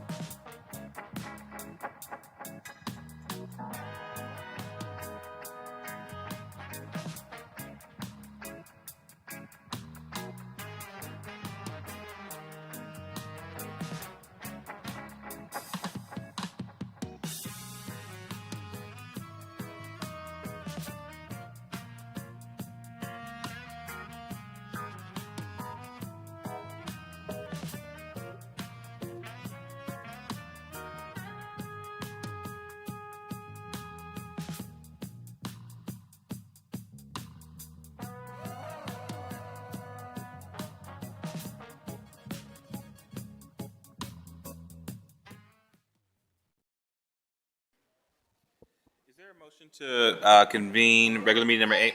Clerk, please call the roll. Bangston, Barosa de Padilla, de Akauer, Dorance Green, Remy Ross, Weiss, President Can I get a Harden. motion to dispense with the reading of the journal? Clerk, please call the roll. Bangston, Barosa de Padilla, de Akauer, Dorance Green, Remy Ross, Weiss, President Harden. Are there any additions or corrections to the journal? Hearing none, the journal is approved. We'll now go to the zoning committee. Councilmember Dorance chairs that committee, and all members serve on it. Councilmember, the floor is yours. Thank you, Council President. First, a little bit of housekeeping before. Will the clerk please read the numbers of legislation in this committee that require waiver of second reading?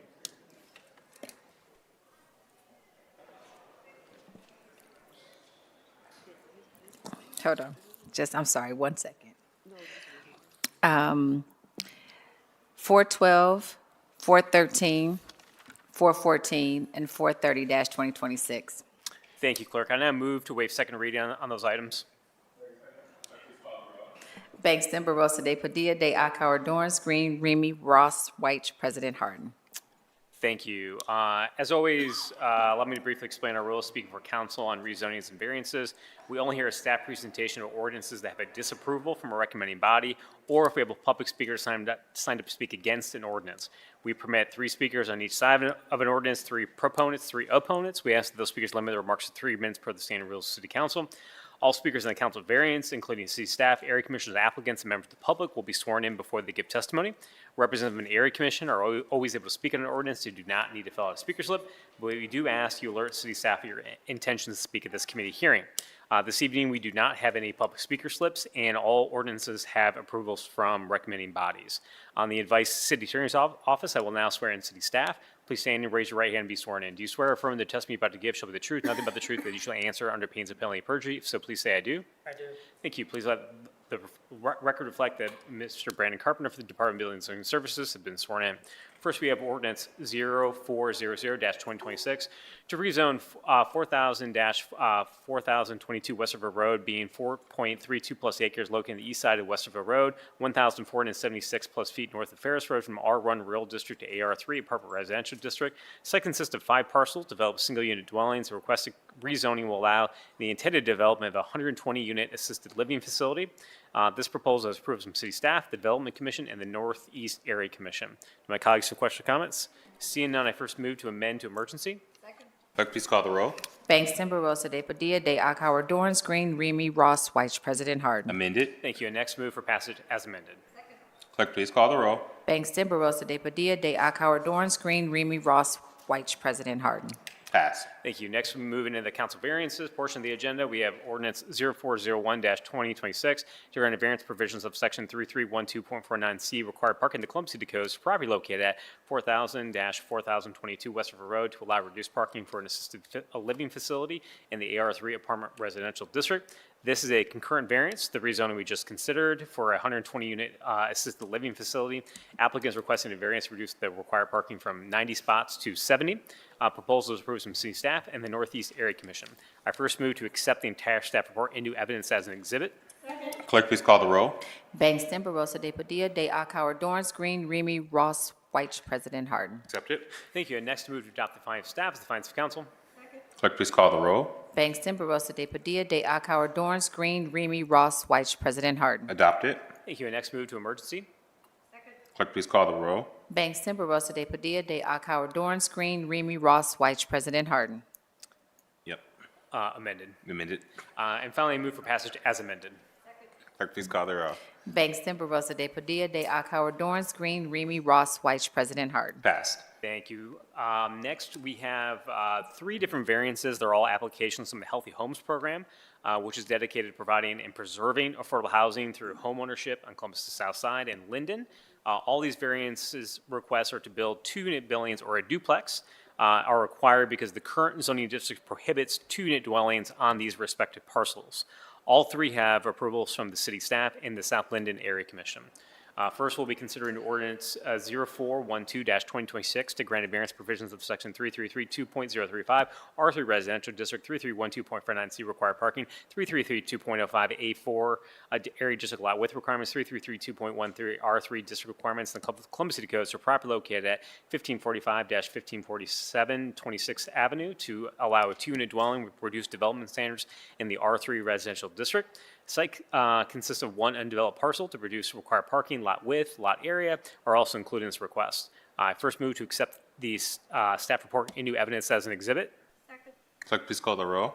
Bangston, Barosa de Padilla, de Akauer, Dorance Green, Remy, Ross, White, President Harden. Accept it. Thank you. And next move to adopt the findings of staff as the findings of council. Clerk, please call the roll. Bangston, Barosa de Padilla, de Akauer, Dorance Green, Remy, Ross, White, President Harden. Adopt it. And finally move for passage. Clerk, please call the roll. Bangston, Barosa de Padilla, de Akauer, Dorance Green, Remy, Ross, White, President Harden. Passed. Thank you. Next, we have Ordinance 0413-2026 to grant variance provisions of Section 3332.035, R3 Residential District, 3312.49C, required parking in the Columbus City Codes for property located at 1025-1027 East 22nd Avenue to allow a 2-unit dwelling with reduced required parking in the R3 Residential District. Site consists of 1 undeveloped parcel, and the variance to reduce parking from 4 to 2 spaces is also included in the request. I first move to accept the entire staff report into evidence as an exhibit. Clerk, please call the roll. Bangston, Barosa de Padilla, de Akauer, Dorance Green, Remy, Ross, White, President Harden. Accept it. Thank you. And next move to adopt the findings of staff as the findings of council. Clerk, please call the roll. Bangston, Barosa de Padilla, de Akauer, Dorance Green, Remy, Ross, White, President Harden. Adopt it. Thank you. And next move to amend as submitted to the clerk. Clerk, please call the roll. Bangston, Barosa de Padilla, de Akauer, Dorance Green, Remy, Ross, White, President Harden. Amended. Thank you. And finally move for passage as amended. Clerk, please call the roll.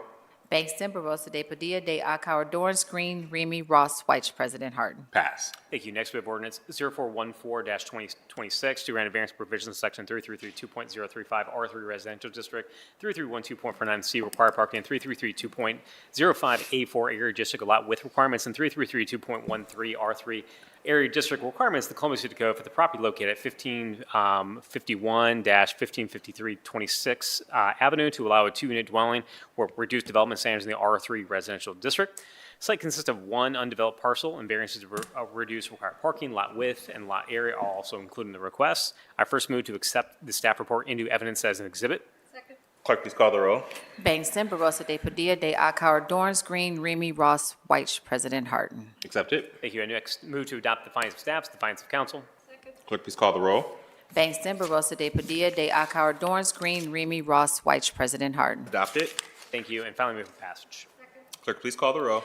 Bangston, Barosa de Padilla, de Akauer, Dorance Green, Remy Ross White, President Harden. Pass. Finally, we have ordinance 0430-2026 to grant a variance provisions to section 3332.025 RRR restricted rural district and 3312.21 D1B landscaping and screening, 3312.49C required parking, and 3332.19 fronting, 3332.27 rear yard, and 3332.29 height district of the Columbus City Codes for property located at 4500 Refugee Road to allow an apartment building reduced development standards in the RRR, a restricted rural residential district. Site consists of one parcel developed with a religious facility, and requested council variance will allow development of a 72-unit apartment building pending a future lot split. A council variance is required since the current zoning district does not allow multi-unit residential development. Variances to parking lot screening, require parking fronting, rear yard, and building height are also included in this request. Proposal is approved from city staff and the Greater Southeast Area Commission. And though this is not part of the legislation, but a special nod to the council president and Councilman Ross for the Yes in God's Backyard initiative passed earlier this month, will make projects like this a lot simpler and easier moving into the future. So thank you both for the work on that. So first, I move to accept the entire staff report into evidence as an exhibit. Clerk, please call the roll. Bangston, Barosa de Padilla, de Akauer, Dorance Green, Remy Ross White, President Harden. Accept it. Thank you. Next, move to adopt the findings of staff as the findings of council. Clerk, please call the roll.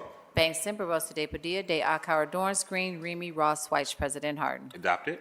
Thank you. And finally, move for passage. Clerk, please call the roll. Bangston, Barosa de Padilla, de Akauer, Dorance Green, Remy Ross White, President Harden. Passed. That is all we have on tonight's zoning agenda. Thank you. Thank you, Mr. Chair. See no further business coming before zoning committee. Is there a motion to adjourn? Clerk, please call the roll. Bangston, Barosa de Padilla, de Akauer, Dorance Green, Remy Ross White, President Harden. Meeting is adjourned.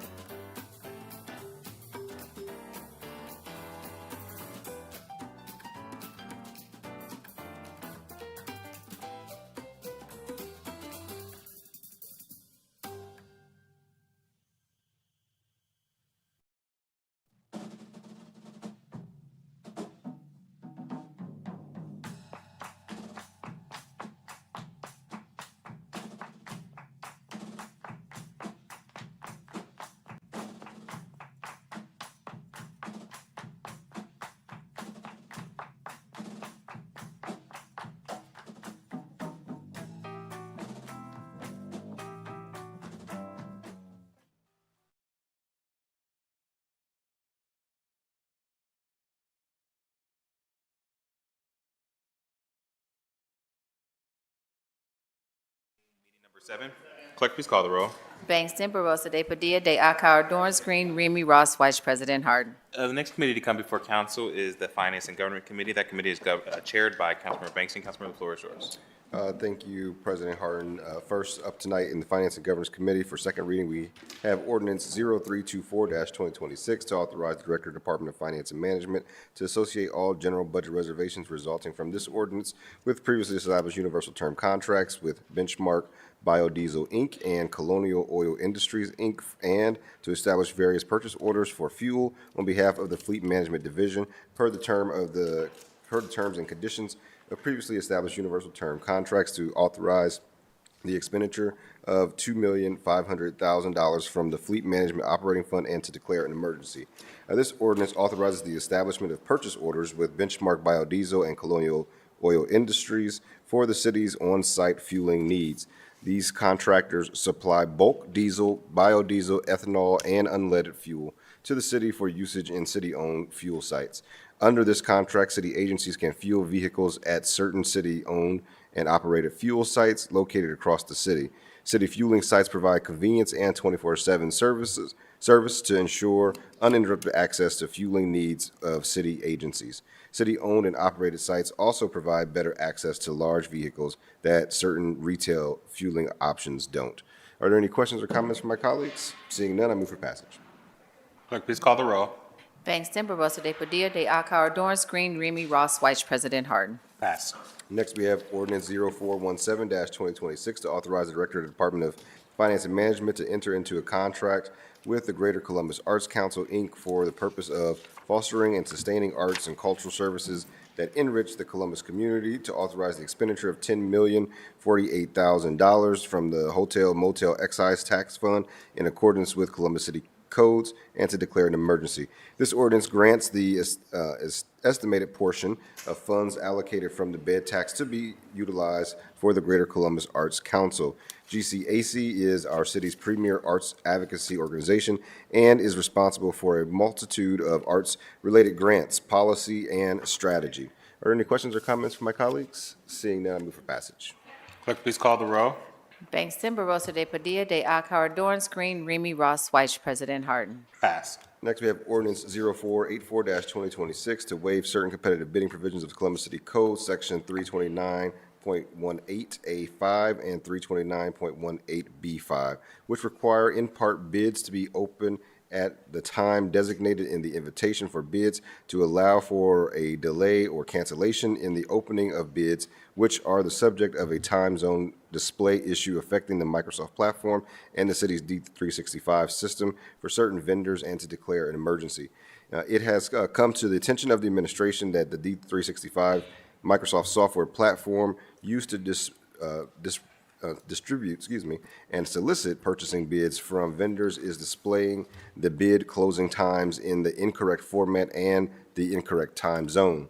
This issue has caused confusion for some vendors who believe they have more time to submit a bid for consideration.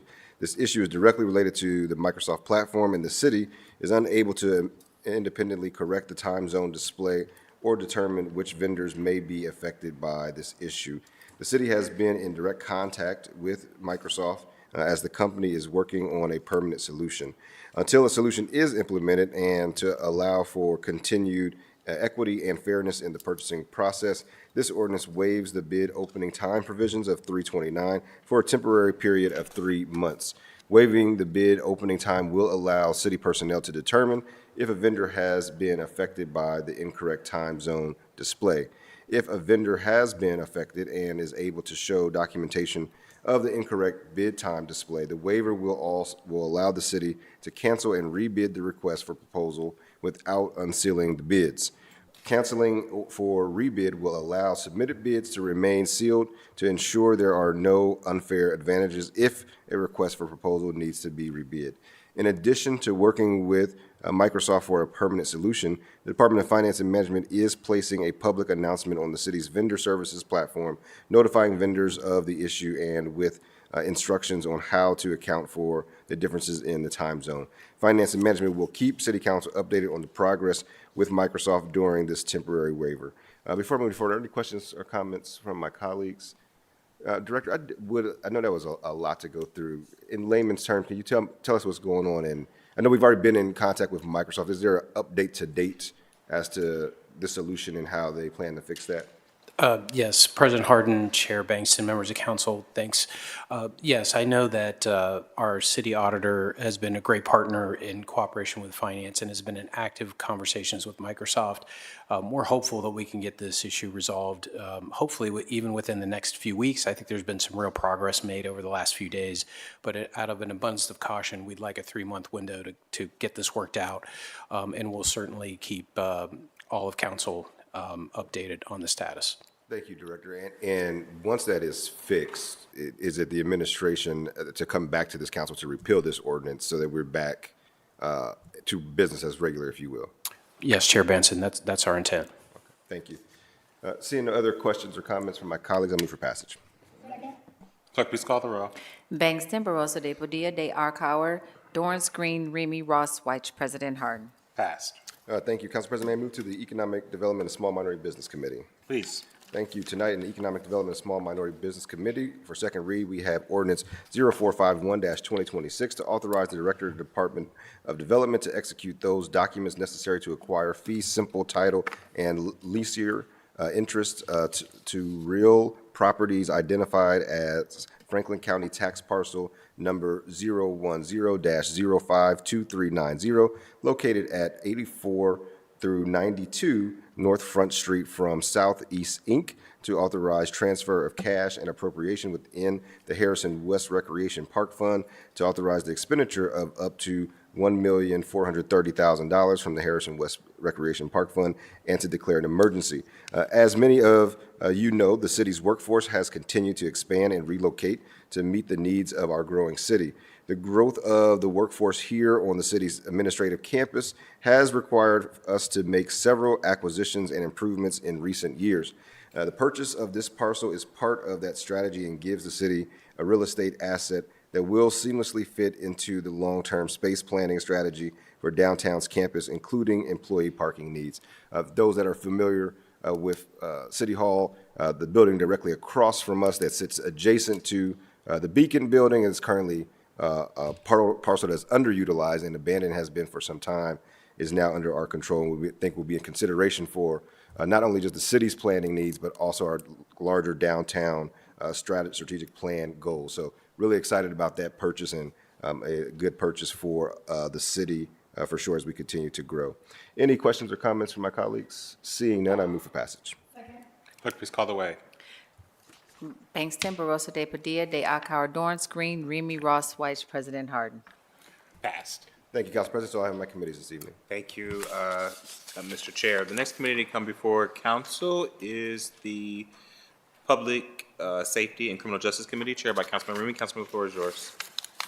Thank you very much, Council President. Tonight we have one ordinance in Public Safety and Criminal Justice. It's 213-2026 to authorize and direct the Public Safety Director to enter into contract with Leads Online Parent LLC, doing business as Leads Online LLC, for access to the company's Power Plus investigation system, to waive the competitive bidding requirements of City Code, to authorize the expenditure of $161,296 from the general fund contingent on the passage of the 2026 general fund budget. This ordinance authorized public safety to maintain access to a critical database relating to used goods and scrap metal thefts. This system allows for an online reporting system for all pawn shops, secondhand, and scrap metal dealers in Columbus, as well as nationwide access to pawn secondhand transaction information, reports, and searches. This vendor was originally contracted through the competitive RFP process in 2008, and access to this database has been continuously in use ever since. As a vital database for investigators, competitive bidding is requested to be waived to continue services with this vendor. Are there any questions or comments from my colleagues? Seeing none, I move for passage. Clerk, please call the roll. Bangston, Barosa de Padilla, de Arcauer, Dorance Green, Remy Ross White, President Harden. Passed. Thank you, Council President. That's all I have this evening. Thank you, Mr. Chair. Next committee to come before council is the Housing, Homelessness, and Building Committee. That committee is chaired by Councilmember Ross. Councilmember, the floor is yours. Thank you, Council President. We have just two ordinances on second read as part of the committee. First ordinance is 0325-2026 to amend ordinance number 3087-2025 passed by Columbus City Council on November 24th, 2025 to revise the amount of the authorized grant to $3,500,000 to amend the 2025 capital improvement budget, to authorize the city auditor to transfer funds within the Affordable Housing Bond Fund, to authorize the additional expenditure of up to $1 million from the Affordable Housing Bond Fund to allow expenses incurred prior to the creation of the purchase order and to declare an emergency. Colleagues have any questions? Seeing none, I move for passage. Clerk, please call the roll. Bangston, Barosa de Padilla, de Akauer, Dorance Green, Remy Ross, Vice President Harden. Passed. Next, we have ordinance number 0373-2026 to authorize the Director of the Department of Development to enter into a not-for-profit service contract with the Affordable Housing Trust for Columbus and Franklin County to facilitate the production of affordable housing and enhance home ownership opportunities in Columbus, to allow the reimbursement for expenditures prior to the issue of the purchase order beginning January 1st, 2026 through December 31st, 2026, to authorize the expenditure of 0.43% of the combined rates of 5.1% of the hotel motel short-term rental excess tax, presently estimated at $2,652,000, and to declare an emergency. Colleagues have any questions? Seeing none, I move for passage. Clerk, please call the roll. Bangston, Barosa de Padilla, de Akauer, Dorance Green, Remy Ross, Vice President Harden. Passed.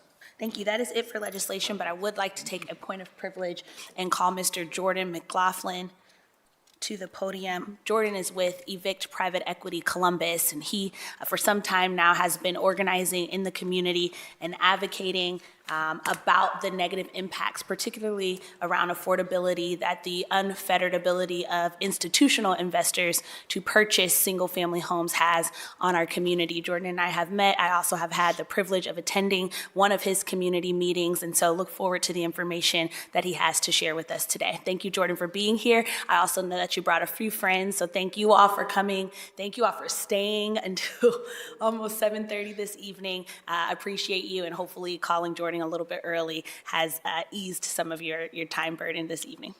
Well, thank you very much, and thank you to council for having me. My name is Jordan McLaughlin. I'm with Evict Private Equity Columbus. 7 months ago, I came here for a public information session where I shared my concern over the role that private equity and institutional investors are having in our housing market. And I asked you to consider an ordinance that would limit the amount of single-family homes that they can own in the city, so that the people that live here and care about our community would be more likely to be able to afford one. You asked some very great questions when I came up here, and you let me know that we needed to get the city of Columbus behind this. So I went home and I started Evict Private Equity Columbus. Over the past 7 months, I've spoken with advocacy groups, civic organizations, I've networked with labor and religious groups, I've gone door to door to businesses handing out flyers, I've held in-person and online information sessions. I also wrote a sample ordinance, something I hope I will never, ever have to do again. And I've made many great new friends along the way, some of them that have come out tonight to support this, who I appreciate dearly.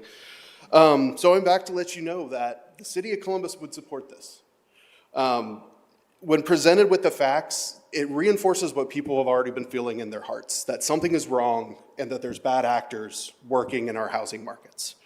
In fact, as recently, there was a national study coming out that showed that 65% of people nationwide believe that private equity and institutional investors have had a negative impact on home buyers, so 65%.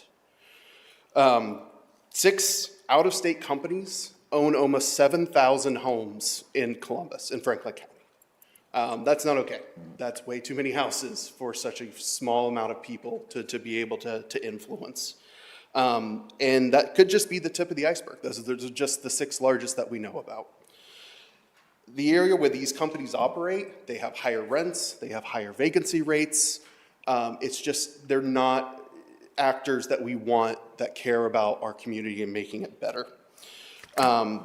I've really been deeply moved by the amount of support this idea has gotten, not just in Columbus, but statewide. I've had people reach out to me from different cities asking about what I'm doing so they can try to do it in their own state, in their own cities.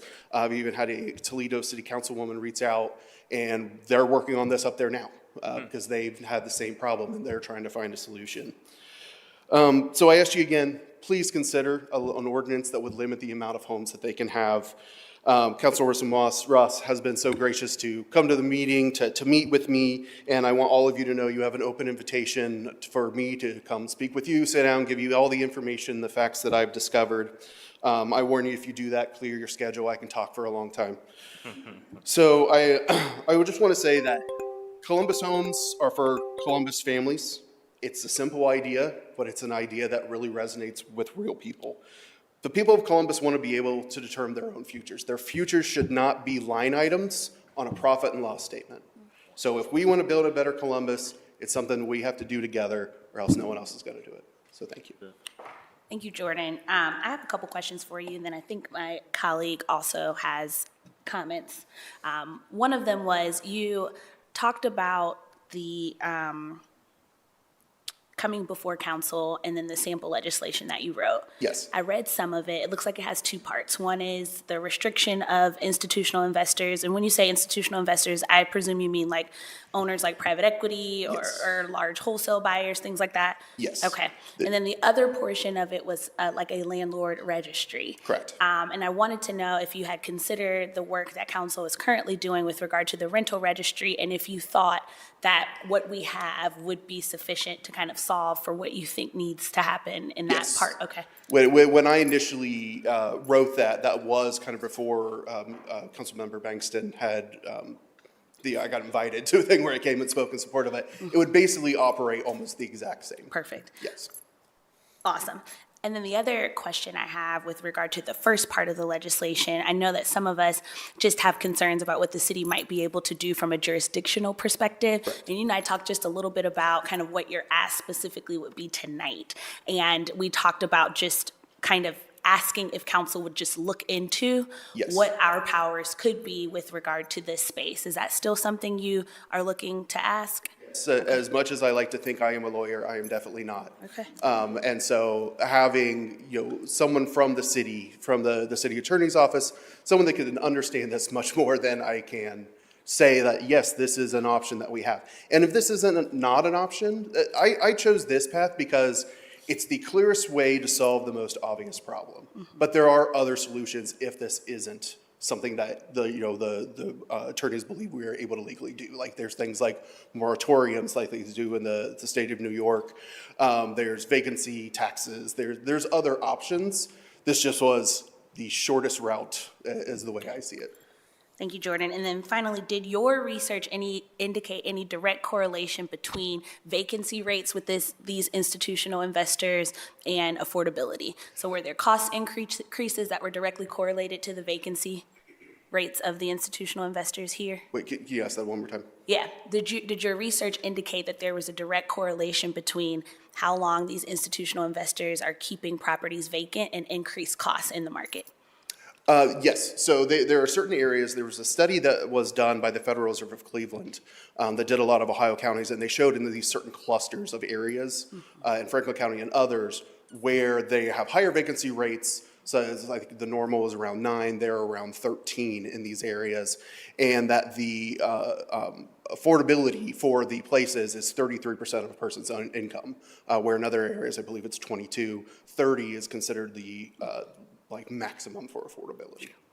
Thank you, Jordan. Well, I certainly appreciate you doing this work. I have kind of been on the back end and seen firsthand what institutional investors can do to a community. I know that at least 2 of the 6 institutional investors that you have listed that are in the city of Columbus have been on our radar at the city attorney's office for nuisance properties. And so they are oftentimes not connected to a community enough to know what the impact of their neglect means in neighborhoods. And certainly I know that you are keeping kind of multifamily multifamily apartment complexes separate and apart from this proposed legislation. But as you can imagine, institutional investors like the ones that own Colonial Village and the ones that own Sawyer Towers are also of concern to this community. And so I think certainly want to thank the leadership of CM Bankston for kind of trying to engage on the rental registration side of this, but I am hopeful that there may be something that we can do here at the city to account for the other side of the issue that you have brought before us. So thank you for your work. And with that, I'll turn it over to Councilmember Lee.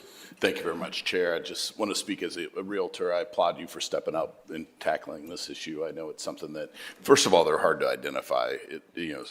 Technically, it's a little bit challenging, but I just know as a realtor, we get these contracts that are cash offers, but then they addendum after addendum after addendum, they rewrite our contract. And so certainly been a strain within our community and in communities across this country. And so anything we can do to get a handle on it, within our powers as a city, I think there's a lot of realtors that'd be supportive of that. And I know that, it's a concern that we continually talk about at Columbus Realtors. So thank you for stepping up and doing that and raising this advocacy. Thank you. I appreciate it.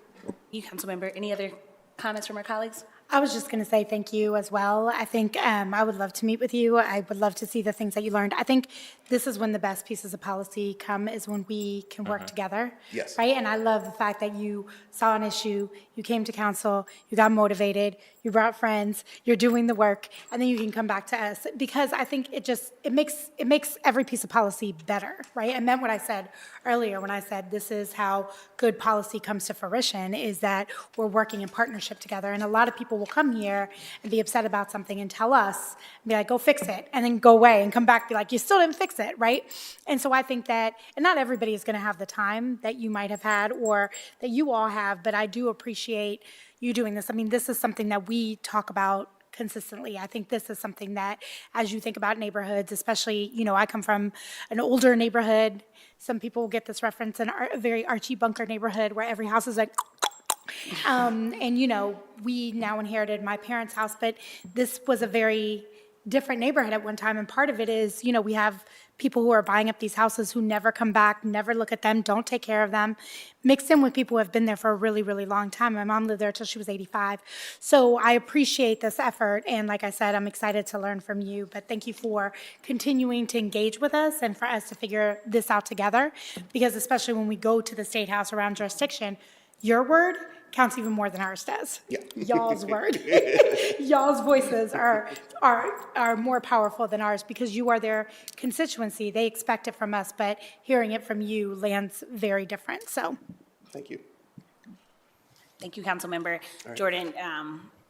I concur with all of the comments from my colleagues, and we'll let you know that if we find that the city doesn't have jurisdiction to do anything in this space, what we can promise to do is to advocate to those higher levels of jurisdiction to make sure that you have an additional voice of support, that make sure that we are building your capacity to do this work in this space, because that's another job that we have as council members. So thank you for doing the work. We will take an intentional look at what you have provided to us, let you know what we think we can and we cannot do, and look forward to our continued work together. Great. Thank you. I appreciate it. Thank you. Thank you. Good. Council President, before we move on, I know that Glenn Tumala had submitted a speaker slip and wanted to talk about private equity ownership in our community, which is very similar to what Jordan is talking about. If he's still here, I'll call him up. If not, then we can wrap my portion of this agenda. All right. Sounds like he's gone. That's all for me. Council President, thank you. Thank you, Madam Chair. The next committee to come before council is the Public Utilities and Sustainability Committee, chaired by Councilmember Weiss. Councilmember, the floor is yours. Thank you, Council President. Tonight in Public Utilities and Sustainability, we have 13 ordinances coming for second reading. So let's all strap in and land this plane. All right. First, we have Ordinance 40-2026 to authorize the Director Director of Public Utilities to modify and extend an existing contract with Oracle America Incorporated for licensing and cloud service fees for the department's Customer Information Systems, CIS, and Integrated Systems Replacement Project, to waive the competitive bidding provisions of City Code, to authorize the expenditure of $1,742,060.37 split among the public utilities operating funds. This contract modification will allow Columbus Water and Power to continue to utilize the entire Oracle CIS solution, including Oracle Field Services, as well as Oracle reporting and analytics tools, in order to reduce system complexity and improve data and billing accuracy. Let me stop there, see if any questions or comments from my colleagues. Seeing none, I move for passage. Clerk, please call the row. Bangston, Barosa de Padilla, de Akauer, Dorance Green, Remy, Ross, White, President Harden. Passed. Thank you. Next, I have Ordinance 60-2026 to authorize the Director of Public Utilities to enter into a contract modification for professional engineering services with ICE U.S. Incorporated for the Parson Avenue Water Plant Well Field Development Project, to authorize an amendment to the 2025 capital improvement budget to appropriate funds in the Fresh Water Market Rate Fund, to make this ordinance contingent upon the Ohio Water Development Authority approving a loan for this project, and to authorize an expenditure of up to $3,746,300 from the Fresh Water Market Rate Fund to pay for the contract modification. This project involves the development of a new well at Parsons Avenue Water Plant in order to offset future anticipated loss of well capacity. Let me stop there, see if any questions or comments from my colleagues. Seeing none, I move for passage. Clerk, please call the row. Bangston, Barosa de Padilla, de Akauer, Dorance Green, Remy, Ross, White, President Harden. Passed. Thank you. Next, I have Ordinance 120-2026 to authorize the Director of Public Utilities to enter into a construction contract with Kenmore Construction Company Incorporated for the Dublin Road Water Plant Filter Media Replacement, Tunnel Repair, and Lubricant Storage Building Project, to authorize an amendment to the 2025 capital improvement budget to appropriate funds within the Fresh Water Market Rate Fund, to make this ordinance contingent upon the Ohio Water Development Authority approving a loan for this project, to authorize the expenditure of up to $7,859,104 from the Fresh Water Market Rate Fund to pay for the project, and to authorize expenditure of up to $2,000 from the Water Bond Fund to pay for prevailing wage services. This project involves a number of improvements to the Dublin Road Water Plant that include the replacement of deteriorating filtration equipment, renovation of the ceiling in the utility tunnel, and the replacement of an existing storage building. Let me stop there, see if any questions or comments from my colleagues. Seeing none, I move for passage. Clerk, please call the row. Bangston, Barosa de Padilla, de Akauer, Dorance Green, Remy, Ross, White, President Harden. Passed. Thank you. The next two ordinances I have up for consideration this evening support the purchase of various parts and materials and supplies that are necessary for the day-to-day operations of the Jackson Pike Water Reclamation Plant and the Sewer Maintenance Operations Center. First, I have Ordinance 141-2026 to authorize the Director of the Department of Finance and Management to associate all general budget reservations resulting from this ordinance with the appropriate universal term contract purchase agreements for the purchase of parts, materials, supplies, and services for the Division of Water Reclamation, Jackson Pike Water Reclamation Plant, and to authorize an expenditure of $3,651,000 from the Sanitary Sewer Operating Fund. Let me stop there, see if any questions or comments from my colleagues. Seeing none, I move for passage. Clerk, please call the row. Bangston, Barosa de Padilla, de Akauer, Dorance Green, Remy, Ross, White, President Harden. Passed. Thank you. And next, I have Ordinance 158-2026 to authorize the Director of the Department of Finance and Management to associate all general budget reservations resulting from this ordinance with the appropriate universal term contract purchase agreements for the purchase of materials, supplies, and services for the Department of Public Utilities, and to authorize an expenditure of $5,040,000 from within the Sanitary Sewer Operating Funds. Let me stop there, see if any questions or comments from my colleagues. Seeing none, I move for passage. Clerk, please call the row. Bangston, Barosa de Padilla, de Akauer, Dorance Green, Remy, Ross, White, President Harden. Passed. Thank you. Next, I have Ordinance 162-2026 to authorize the Director of Public Utilities to enter into a construction contract with Driven Excavation LLC for the Sawmill Place Boulevard Area Waterline Improvements Project, to authorize an amendment to the 2025 capital improvement budget to appropriate funds within the Fresh Water Market Rate Fund, to make this ordinance contingent upon the Ohio Water Development Authority approving a loan for this project, to authorize the expenditure of up to $5,216,087.52 from the Fresh Water Market Rate Fund to pay for the project, and to authorize the expenditure of up to $2,000 from the Water Bond Fund to pay for prevailing wage services. This project consists of the installation of approximately 9,153 linear feet of water mains and the replacement replacement of privately owned lead and galvanized water service lines in the northwest and far northwest communities. Let me stop there, see if any questions or comments from my colleagues.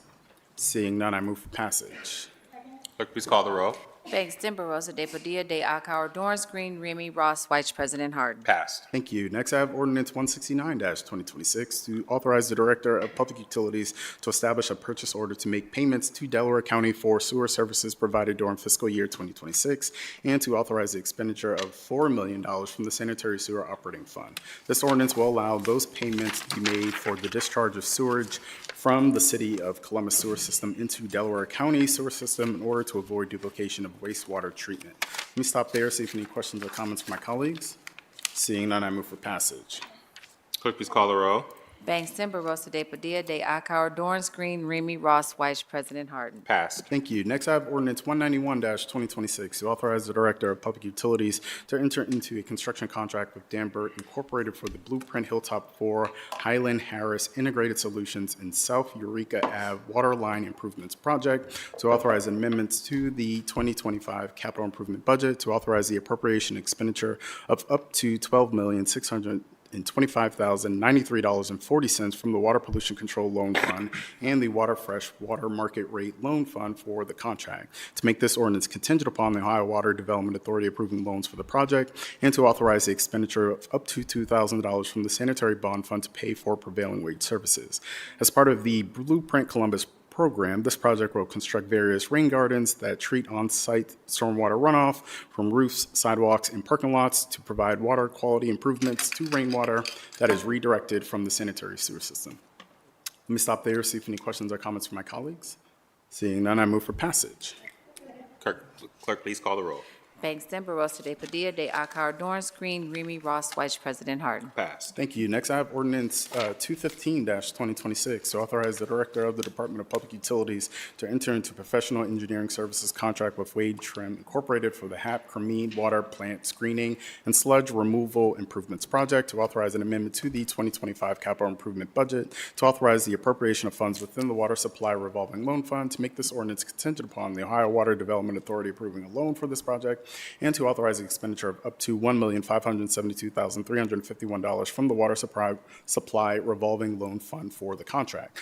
This project involves the replacement of equipment at the HAP Cremine water plant that is deteriorating, has been deemed to be beyond its useful life. Let me stop there, see if any questions or comments from my colleagues. Seeing none, I move for passage. Clerk, please call the row.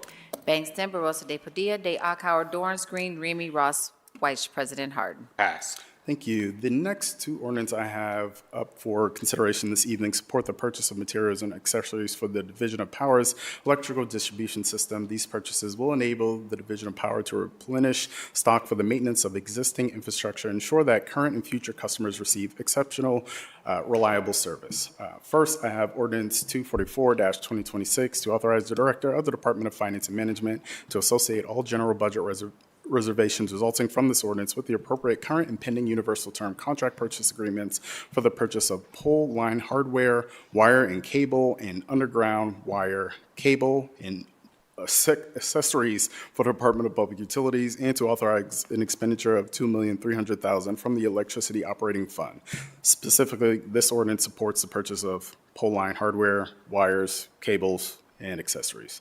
Let me stop there, see if any questions or comments from my colleagues. Seeing none, I move for passage. Clerk, please call the row.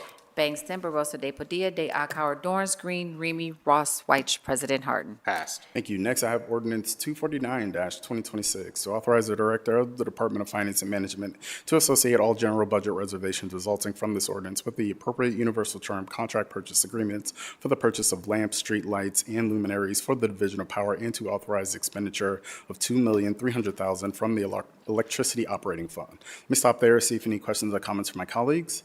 Seeing none, I move for passage. Clerk, please call the row.